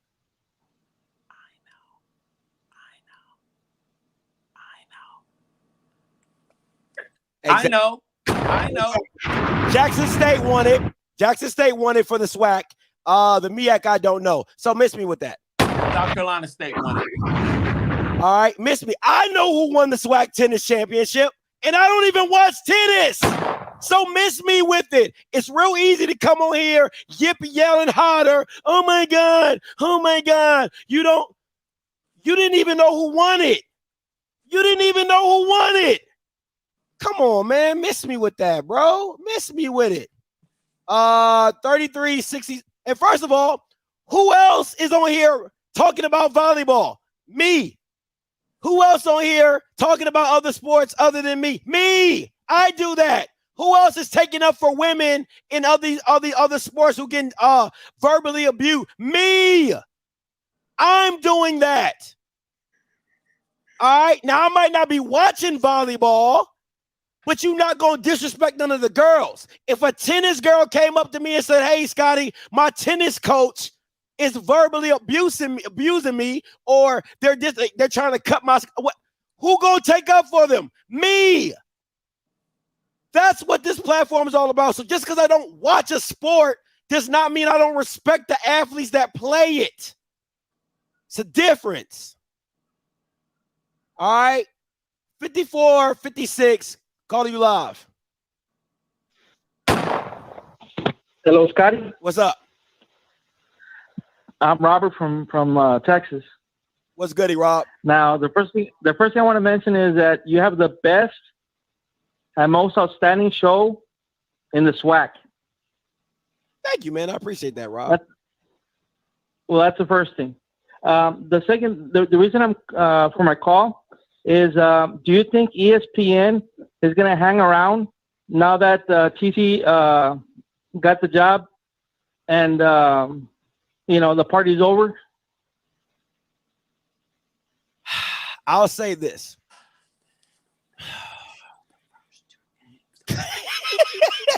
Now, while you're thinking about answering that question, I have a second question. Okay. That's also just as good. My second question is that Gatorade had mentioned when they gave an award to Shadur Sanders that they were going to go ahead and give awards to HBCU students for I think for 2 to 3 years. This year, I haven't seen Gatorade do anything. Are they going to keep their word or not? So those are my two questions.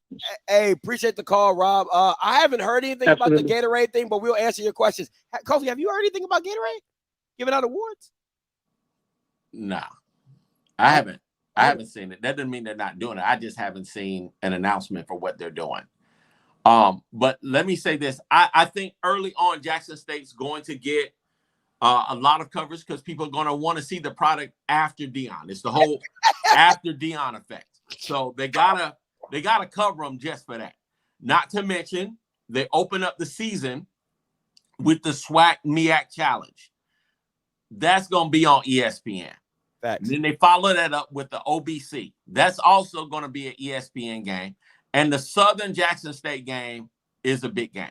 That's also going to be on ESPN. And probably the Alcorn State game, because Alcorn's going to be coming to Jackson looking to pack the stadium out so they can beat TC and all them and show them. So that also is going to be an ESPN game. Will it have the game day vibe? The answer is the easy no. Not right now. Because there's depending on what's going to be on their schedule or who's going to be on their schedule. Right now, it's an easy no. I'll tell you one thing though. If they go undefeated into that Boombox Classic, I can now if that's the case, absolutely. Yeah, I can see that in Birmingham. Absolutely. Yeah, I can see that. I can see that going down. Because I can see it, picking up steam or whatever, depending on how the season goes and how the absolutely. Now, again, just going back to that whole formula, Deion, everybody, there's only one Deion Sanders. He's been that way since 1989, 1988, 1989, round about that era. So he's been doing marketing for an awfully long time. Now, if Jackson State and the rest of the HBCUs are smart, you say, okay, I don't understand everything there is about media, but let me get a good media team to cover the football team, and let's plan how we're going to be viewed, what we want to be seen, that sort of thing. I think it's sellable. Life after Deion is a whole show. The whole city of Jackson is talking about it, and it's a big deal. And it's just about how they choose to package it. You have to sell your program. If you don't, you become irrelevant. You have to maintain a level of intensity with the people and the things that are covering your program. Otherwise, you really do become obsolete. Somebody has to sell it. And I think that that's one of the things that Deion taught really all HBCUs is if I get out there enough, if I tell you enough, if I direct the narrative, then I can cause you to believe what I want you to believe. I can change how you think based off what comes out of my mouth and the energy that I portray. So I don't necessarily say it's necessarily over for J-State. It's just going to be a little different because Deion's not the driving force. My issue with what you're saying is this. That means everybody. Listen, this is my issue, right? If I'm the commissioner, which I'll be a damn good one. You would have to literally listen. This is what I would tell. I would have a conference call with all my coaches and say, listen, guys, we know the lightning rod is gone, right? That means this needs to be a group. It needs to be a group project. Everybody has to catch they have to carry their weight. And if that means it needs to be like WWE we need to start making some headlines. Like, so if that's Connell Maynard taking shots at Eddie Robb, if that's Eddie Robb taking shots at Willie, it needs to be a WWE scripted drama to make this thing really pop. And it has to, if Fred McNair's of the world can no longer say, oh, I'm not doing my coach's show, I'm not doing bruh. We're trying to uplift the whole product. Everybody has to be on board. Let me say this too. I had this whole idea, right? Because with the Black Panther Wakanda of, how the little boat is approaching the little thing, and all the people is up there with the little tribes, and who's gonna challenge the king and all that other stuff. You had a commission out there with the little trophy thing, something scripted along that effect. And Dion can come back and actually, Eddie Robinson can get out there and just be like, oh, Dion ain't want none of this. You know why? Because he still ain't swag, and just, hype it up. You have to sell it. Yeah. Otherwise, it won't be sold. You gotta put it out there, and let's see how unified we are. And that's one of the things that I feel was really missing. Dion came in with the resources in that area, and it was a major difference maker, but he was his own brand. Yeah. Yeah, I just think that you got to hold all the coaches accountable, right? Like, even if you're saying, hey, I'm not that type of coach or whatever, you don't have to be that type of coach, but you have to start doing more media, right? You have to start doing more media. You have to start, I love the interview that Alabama A&M did after the homecoming game. They had a crowd behind Connell Maynard right out on the field. They did an interview that stuff needs to be put in, the SWAC needs to be pushing that stuff, that content out a lot more. I thought that was absolutely dope. Had a crowd behind him. He taking live questions right then and there. That's what you need. That's the type of stuff you need to kind of build your brand and just make your spot the place to be, right? Make your spot the place to be. All right. But it also includes good football too and good coaching. 304 coming to you. Hey, caller, you live. Hey, Scotty, what's up, man? What's good? Is AP Father. What's good? You met me at South Carolina State FAMU game. Oh, what's going on? How you doing? I'm well, man. How you doing? Actually, I got AP sitting here beside me looking at you as well. Look, I want to change. Huh? I said, tell him I said, what's up? Oh, and Scotty said, what's up, man? What's good? He said, what's good? Listen, there's a little delay here. You good? Go ahead. I got a little. Okay. Listen, I want to change the subject a little bit. I know y'all talking about the Afterglow show with SWAC. I want to talk about. I'm listening to everybody freaking out about Dion. Let me give you something to think about. Listening with the third ear and looking at from the third eye. His move that he made mainly was about. I would say this. He wanted his son to be considered a Heisman Trophy candidate. That would not take place at the SWAC level at this time. It was back in Ed McNair day, it worked. But in order to do that, he needed to go somewhere with his son to play at a level, potential play at a level that would be considered. When you try to talk about it, it got watered down. So the next move in the Sanders name, the one thing he would love to see is his son up for the Heisman. That brand, that name continues to go on. Colorado, maybe the Pac-12 give him that opportunity. He'll have 2 years left to play. You get your introduction into it next year, and then you'd be considered for his final senior year. And again, it was never, my biggest concern, it was never about HBCU bringing the brand, because schools like FAMU and South Carolina State had the brand for years. It wasn't about HBCU getting to the NFL, because we proved that, continue to prove that. was the highest paid linebacker and the highest paid nose tackle, all from South Carolina State over the last few years. And yes, I'm a state supporter, big time, season ticket holder for years. So it was upsetting to hear them talking about bringing HBCU back when HBCU really never left. It was a down year during the COVID situation, but somebody was putting a player in the league. So Jackson State gave him this opportunity because Jackson State was also the largest school, largest fan base, but they played in the largest stadium.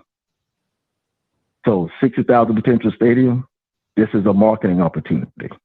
So you go to Jackson State, you utilize that, the fans feeling love with the message and not the message itself. So now he goes on and they're a little upset, some of them anyway. But this whole thing is about the branding of the name, getting the opportunity now to put that name on that Heisman Trophy candidate. Now, will it happen? Time will tell. Hey, appreciate the thoughts call. on that. Hey, appreciate the call. I'm gonna go back to the first point was the Heisman.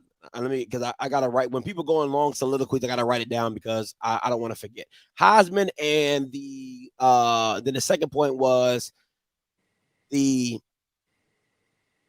exposure to HBCUs. All right, let me say that. I'll just say exposure. So the Heisman with Shedeur. Listen, I've been telling you guys from the jump. I'll say this. I had a conversation with Mr. Campbell, and I thought Mr. Campbell had a damn good point. He said this thing could have worked out two ways, right? The first way is if Shedeur stays in the SWAC, he's the big fish in a small pond. There's no other quarterback that can see him. He goes to the Senior Bowl off an invite because of his name alone, right? He's probably undefeated for 4 years. He done broke every Jackson State record, blah, blah, blah. He goes to the Senior Bowl, and all he has to do is show out at the Senior Bowl to get drafted. That's it. That's all. Because that you only asking him to show up in that one game, make some big time throws in that one game. He gets drafted, 4th, 5th round pick. Boom, too easy.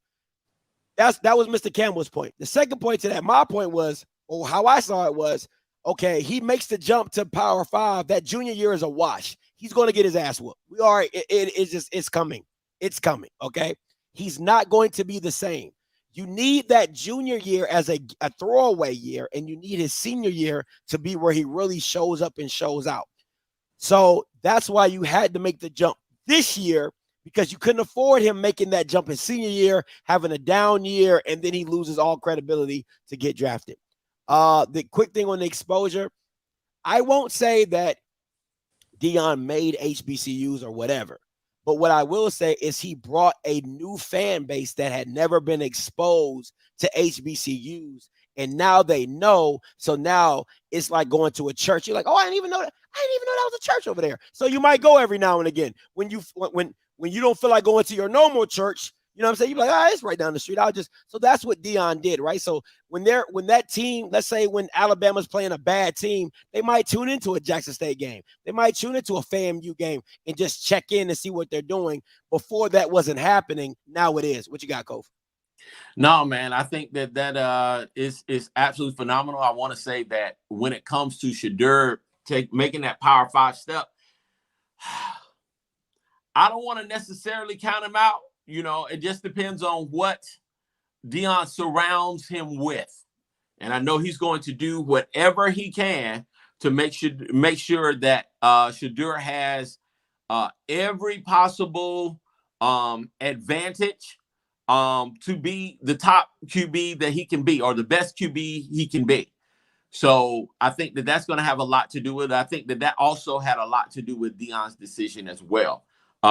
There's not, other than Utah, I don't know a top-notch defense in the Pac-12 with USC and UCLA leaving. Who else is great? On the schedule, let me tell you. So listen, man, this schedule, their back end of the schedule is tough. Me and Mr. Campbell talked about it. They got USC, they got Oregon, they got Washington State. They have never mind. Yeah, like, bro, like no, the back half of that schedule is freaking ridiculous. Let me see if I can find it real quick. I'm gonna take a call while I look. Hey, JB, coming to you. JB, you live. Gentlemen, how y'all doing? What's good? Gentlemen, how y'all doing this evening? All right, how are you? Doing all right. Doing all right. All right. A few quick points. Number one, I saw you guys talking about the Celebration Bowl earlier.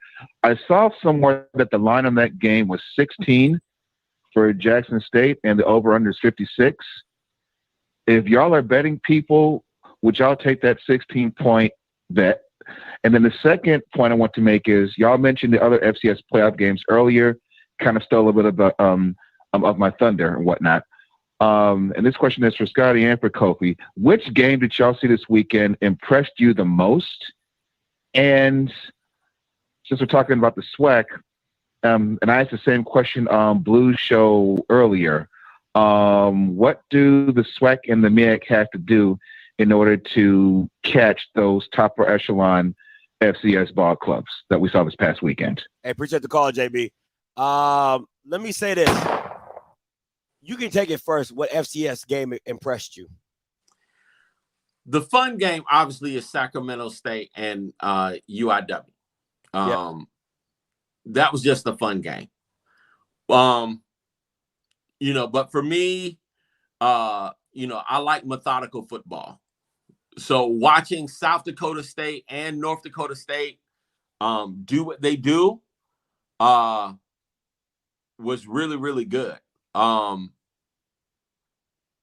want to say in terms of being able to catch the upper echelon teams in FCS, athletically, we're there from a skill standpoint. Our skilled people are good. And you see that from those that have been able to make get in the portal and get to these other schools. They're playing and they're making significant contributions. Yeah. The guy that left Howard and went down there to you talking about the receiver with the they won a championship with him, and one of the Jackson State guys went to Michigan, I believe. Alwyn. Yeah. So skill-wise, we are there. Okay. The difference between our teams right now, and I want to say is in the trenches, but it's not just a size thing, it's a schematic thing. Okay. And in addition to that, if you look at the budgets, the athletic budgets with the HBCUs and the upper echelon teams in FCS, it's a big difference. Where does that come into play? If I have 5 trainers to your 1, that makes a difference in me getting these athletes healthy and ready to play. If I have mental health coaches on my squad or in my department, that in itself is a part of the team that people don't see. When you see on the sideline and all this other stuff. Those budgets also go to hire analysts and people behind the scenes that you don't see on the sideline to help these teams to prepare and play at a high level.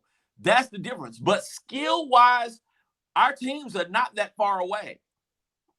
We run just as fast. You see in the NFL, when the NFL drafts our people, that our people can play. It just comes down to, I want to say, a willingness to grow in theory about the game, to grow strategically, and to grow from an infrastructure standpoint. Those are the things that's going to help our teams get to the next level. We're going to have to increase our budgets. We're going to have to increase our budget, especially concerning football. And I would even say basketball as well, if we're looking to compete for championships. Well, SWAC basketball is definitely doing their thing this year. 5239 coming to you. Hey, calling you live. Yeah, what's going on, Scotty? What's good? Hey. All right, man. I had a question for you, man. Now I know both of you guys. I'm sure you guys are familiar with the Last Chance U Netflix series. Yeah.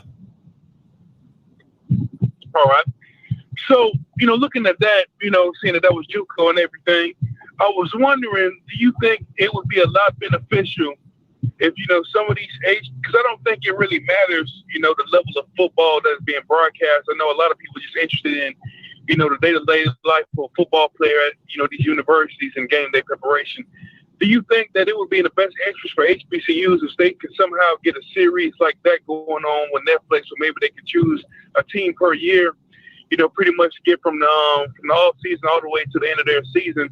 And I feel like that can help with a lot of the coaches, that can bring like a little popularity to some of these coaches that are at the HBCUs already, and also help with a lot of the players and recruiting if they could ever do something like that.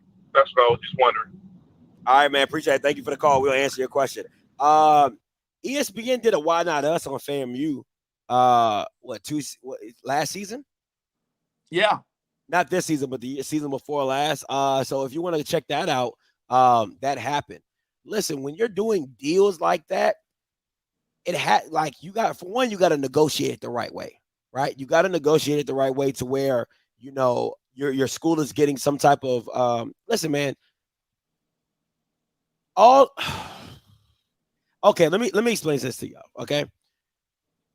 When you're doing like the ESPN Plus stuff, you got to understand a lot of people don't have that stuff, right? So you're not going to get the publicity. Okay, let me twofold. It's like the old 90s, right? Let me break it down to you like this. If you remember the old school rappers back in the 95, 2000s, when they say, well, why my album didn't sell, they'd be like, well, I didn't have the push behind the label. The label didn't push my stuff, right? The label didn't market me. That's the same thing you could say about ESPN or Netflix. Just because you're on Netflix does not mean Netflix is going to market what they did. Because there's a lot of independent people who make stuff and sell it to Netflix, but Netflix does not market their stuff. Netflix markets what they want to market. So let me just say this. If you think those top 10 things are like some of that stuff is just Netflix saying, hey, here's a movie, we're going to put it on number 3. And just because you think it's number 3, you're going to go watch it, right? They don't have it's little things like that. It's mental manipulation, right? You can call me a conspiracy theorist. It is what it is. But with the Why Not Us, you didn't see the promotion. You didn't see the marketing. The people that were marketing it was FAMU and people who are part of FAMU. So you need those big companies to market what they're trying to do. Same thing with the Southern Dancing Dolls. The Why Not Us about the Southern Dancing Dolls. There was no marketing behind it. They weren't on Disney and they weren't on ESPN, on First Take. Make sure you go watch, the ESPN documentary, all that. It was none of that. Right. So you gotta be careful what you ask for. Yes, you can ask for those things, but is it going to get pushed? Is it going to get marketed? Who knows? Right. So it's that. Do I think it would help? I absolutely think it would help. I think all publicity in my book is good publicity. But you gotta at the end of the day, you gotta market. You gotta market it. So but that's a big deal. Even if you think back to the Whitney Houston days, of how many times per hour you would hear her songs, her top-notch songs, it's because of the people behind the scenes that were pushing it on those radio stations and wherever else. So all of that is a big deal. We can't afford to perish because of a lack of knowledge. We got to know the game so that we can play the game. Yeah, and at the end of the day,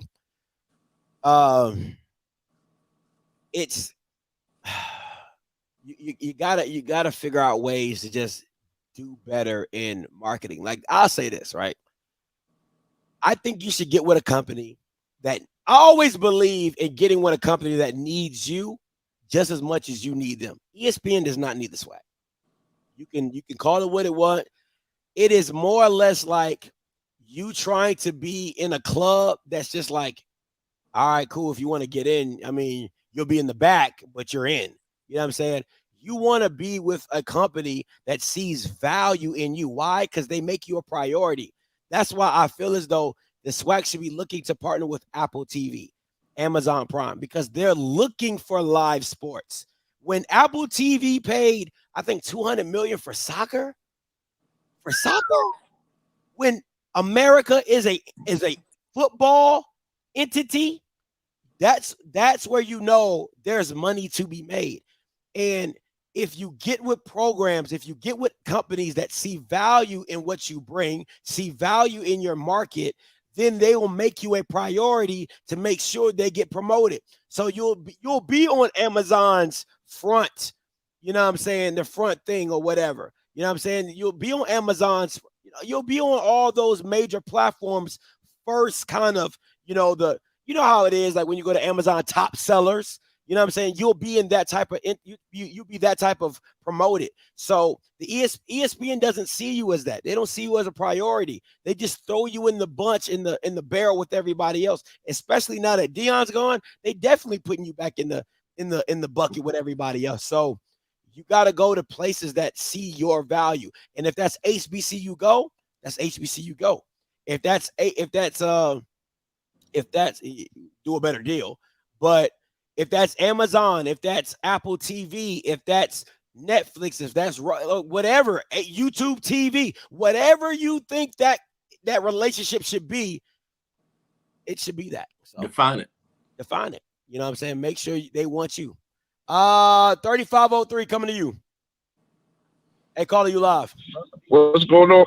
What's going on, Scotty? I've been thinking about this TC Taylor thing for a while.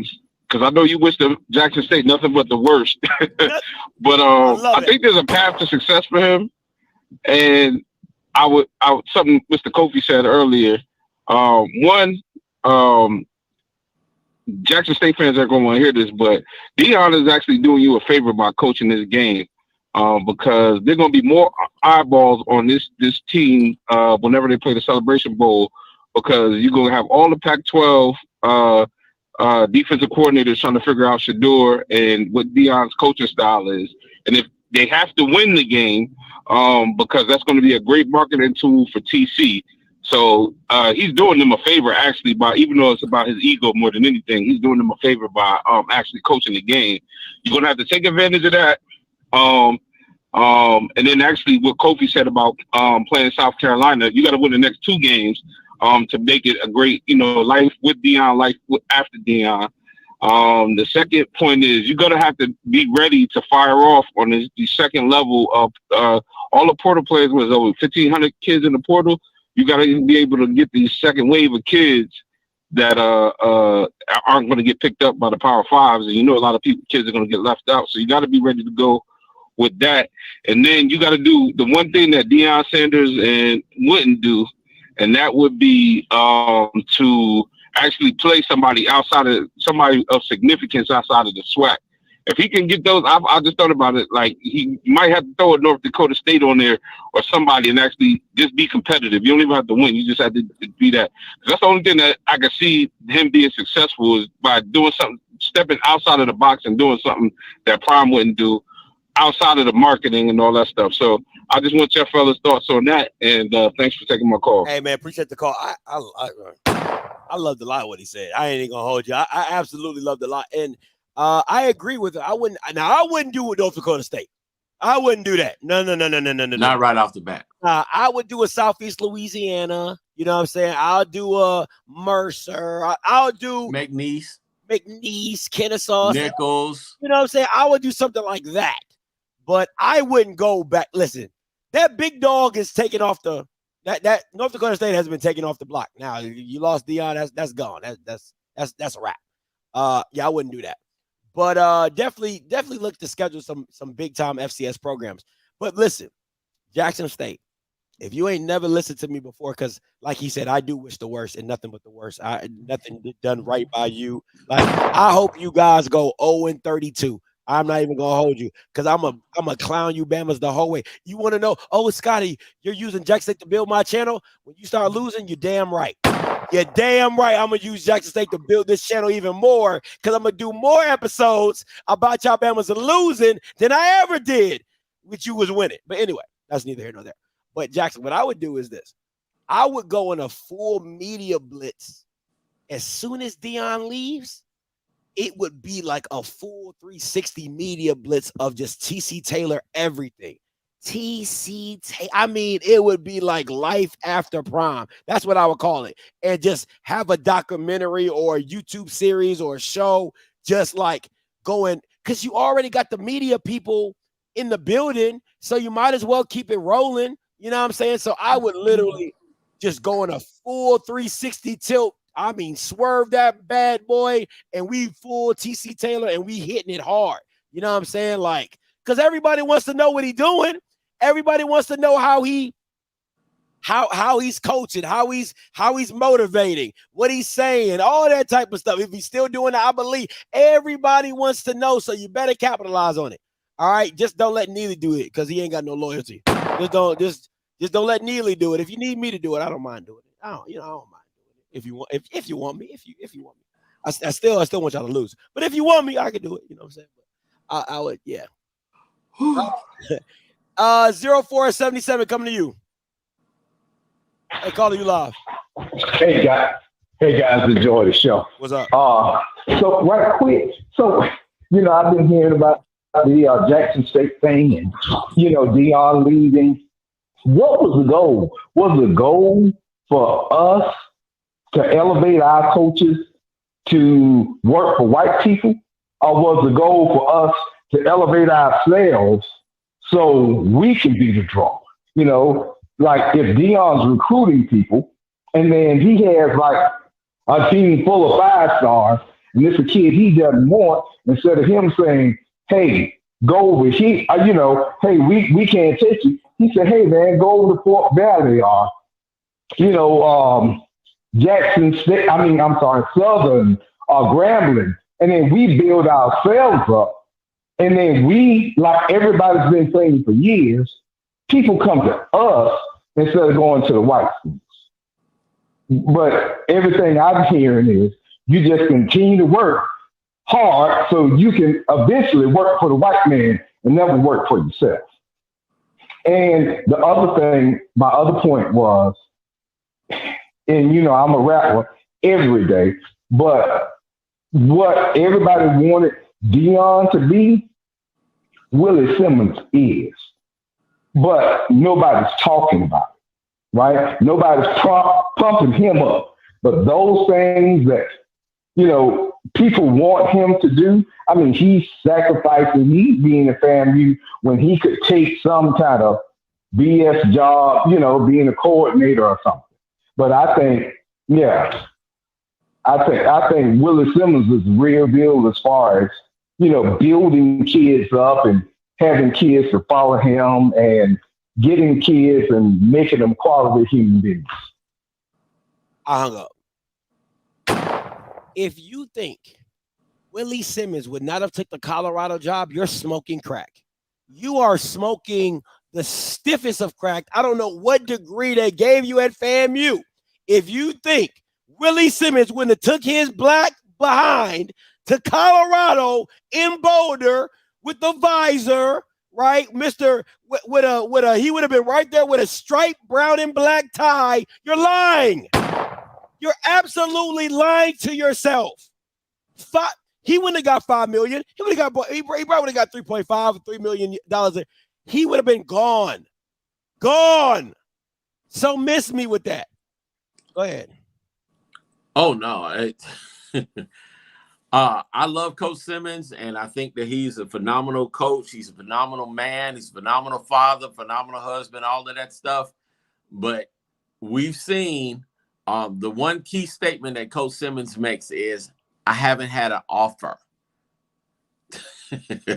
So there's nothing to consider because I haven't had an offer yet. So sooner or later, that offer is going to come. And that day is going to come when there will be an opportunity for him to go. And, the next AD, my sister Tiffany, who's coming in, she has to have her short list on jump because it's not guaranteed how much longer Coach Simmons is going to be on the highest of Seven Hills at FAMU. This is the guy that called in.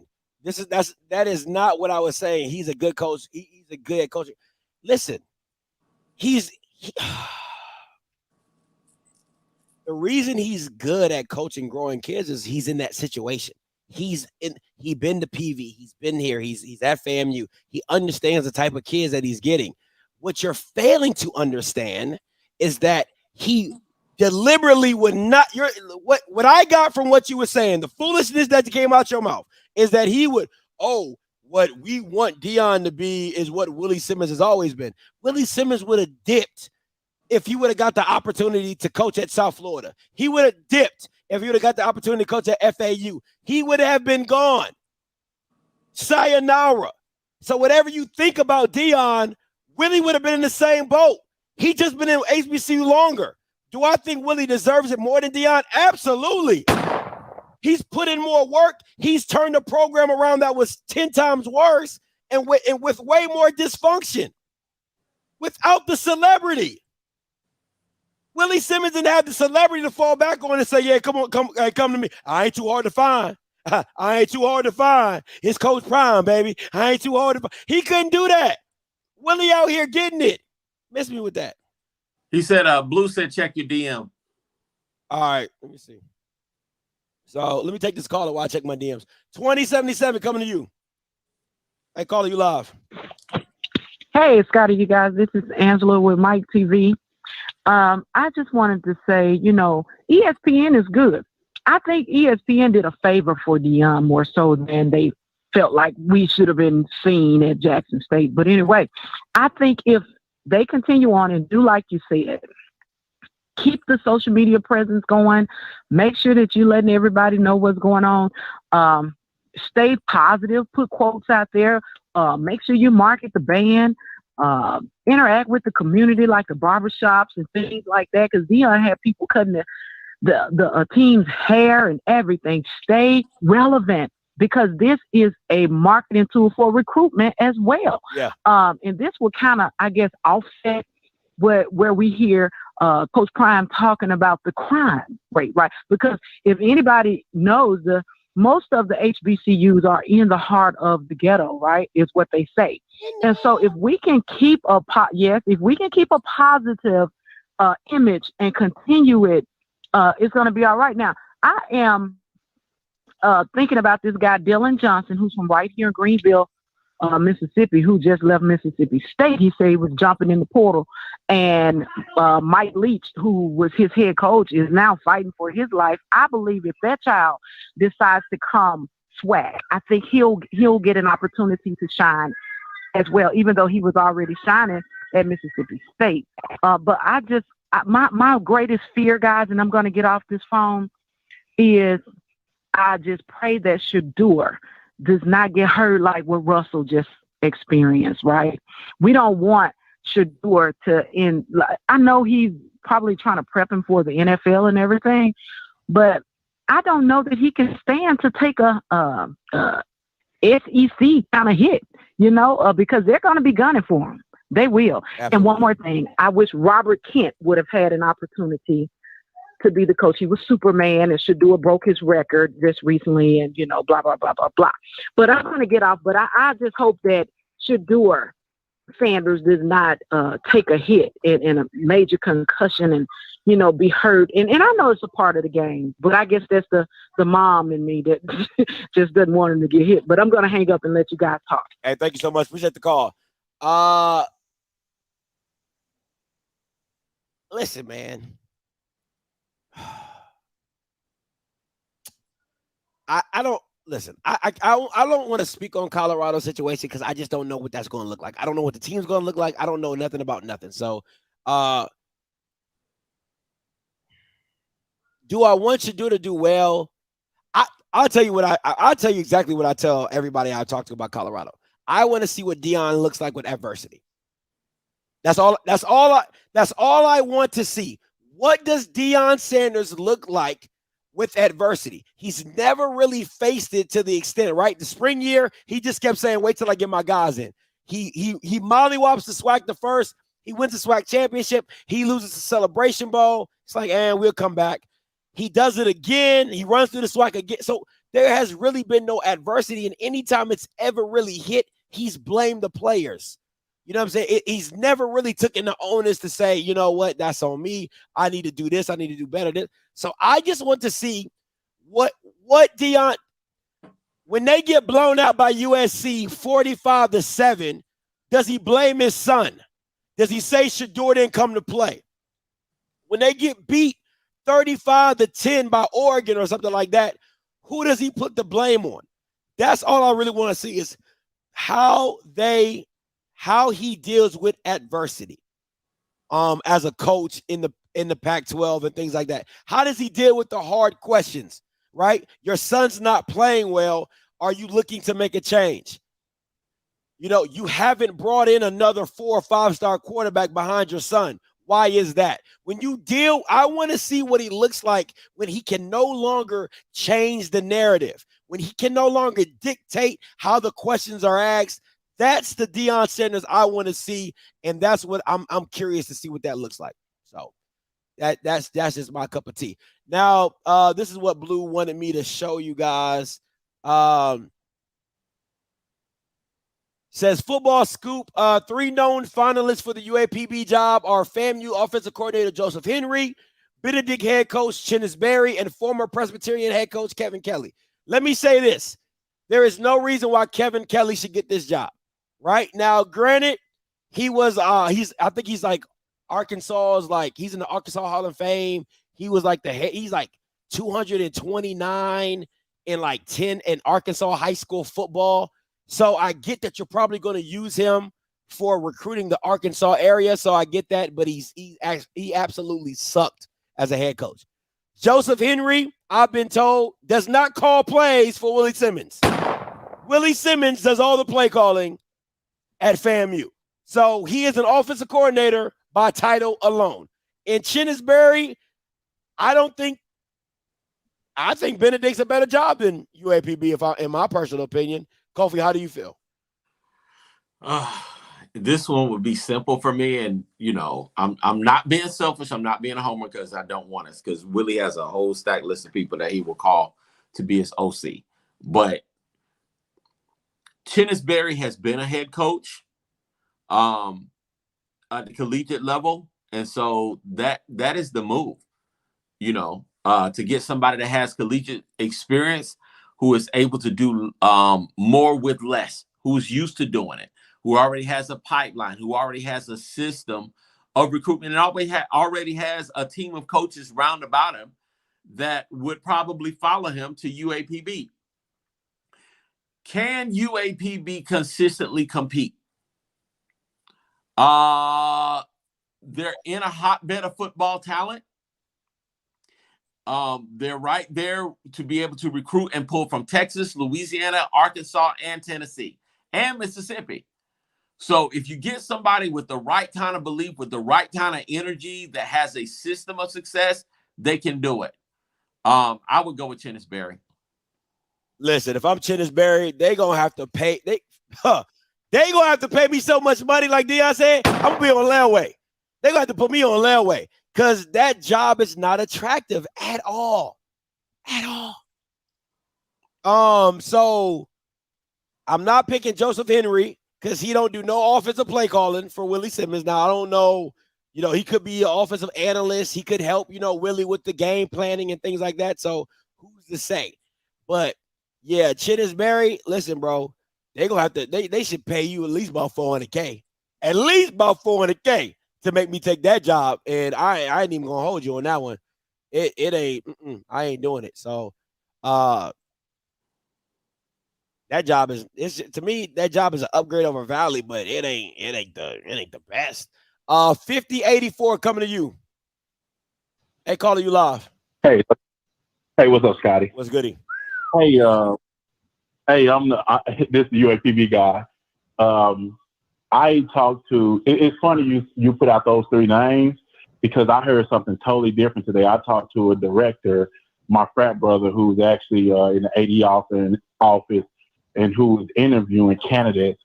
And I got a couple of calls saying that Alonzo Hampton was on campus 2 days ago from a friend of mine whose son has a scholarship offer from UAPB. And I called my buddy and he pretty much broke down that, you know, Keith Scott and Alonzo Hampton was 2 of the top finalists. And that's, I heard it from his mouth today while I was in the gym on my lunch break.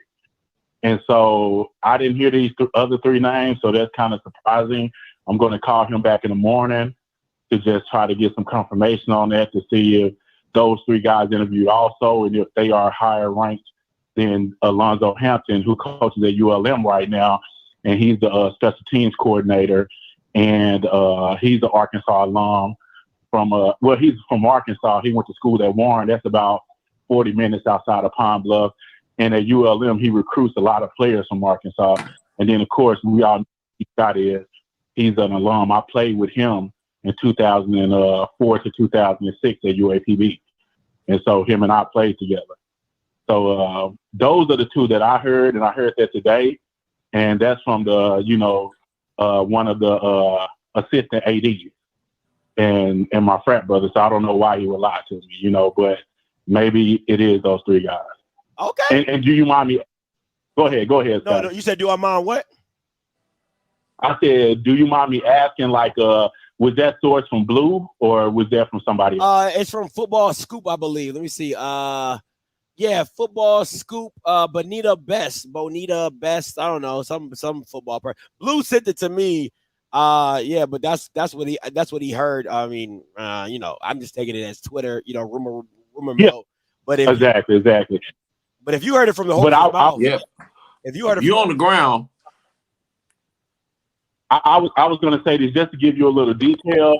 This is basically what he said. He said one guy came in and interviewed as if he already had the job. I'm not going to say that name.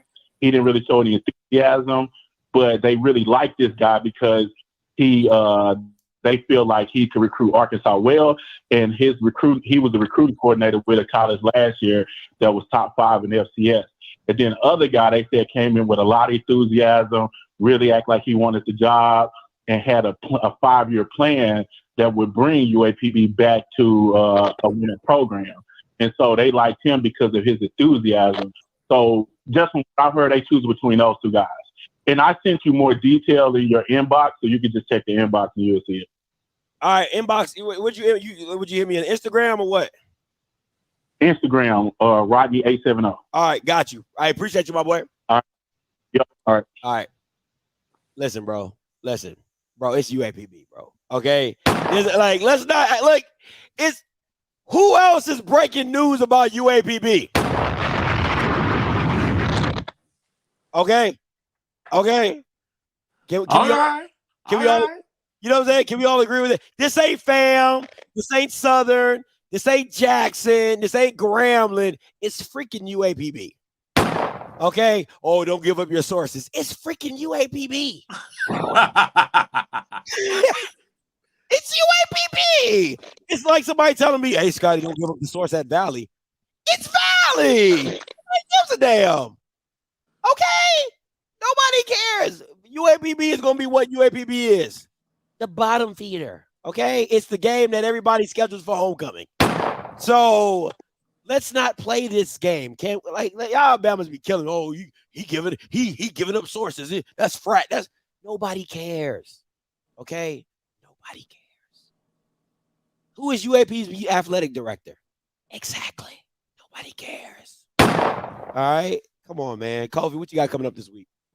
Man, we got the ONG strike zone, and we're closing down the year and about to put our Christmas lists and stuff. And we're gonna talk a little Celebration Bowl and see what's gonna happen. We'll see what's gonna be popping in some family basketball. That's where we at. Hey, listen, I keep saying I'm gonna break down FAMU basketball team. I really gotta do that. Because listen, I hate that I haven't talked about that girl, number 23 and number 5 on the basketball team. Yo, they are next level. Okay. I be trying. Listen to me when I'm telling you. Number 5 is like she got like a Paul Pierce type of Allen Iverson type game. She got the mean crossover, like hot, like oh man. She nice. What is that noise coming through my headphones? Oh my gosh, it's killing me right now. But you know what I'm saying? But is that me? It's really bad. It ain't me because I ain't saying that. Yeah, something's like it's like static coming through my headphones. But yeah, she cold. I feel like it's an echo. Are you listening to the show on your? Oh, all right. I gotta get out of here because it's really messing with my ears. Anyway, yeah, it's really messing with my ears. All right, till next time. Listen, what I'm gonna do, I'm a holler. God bless.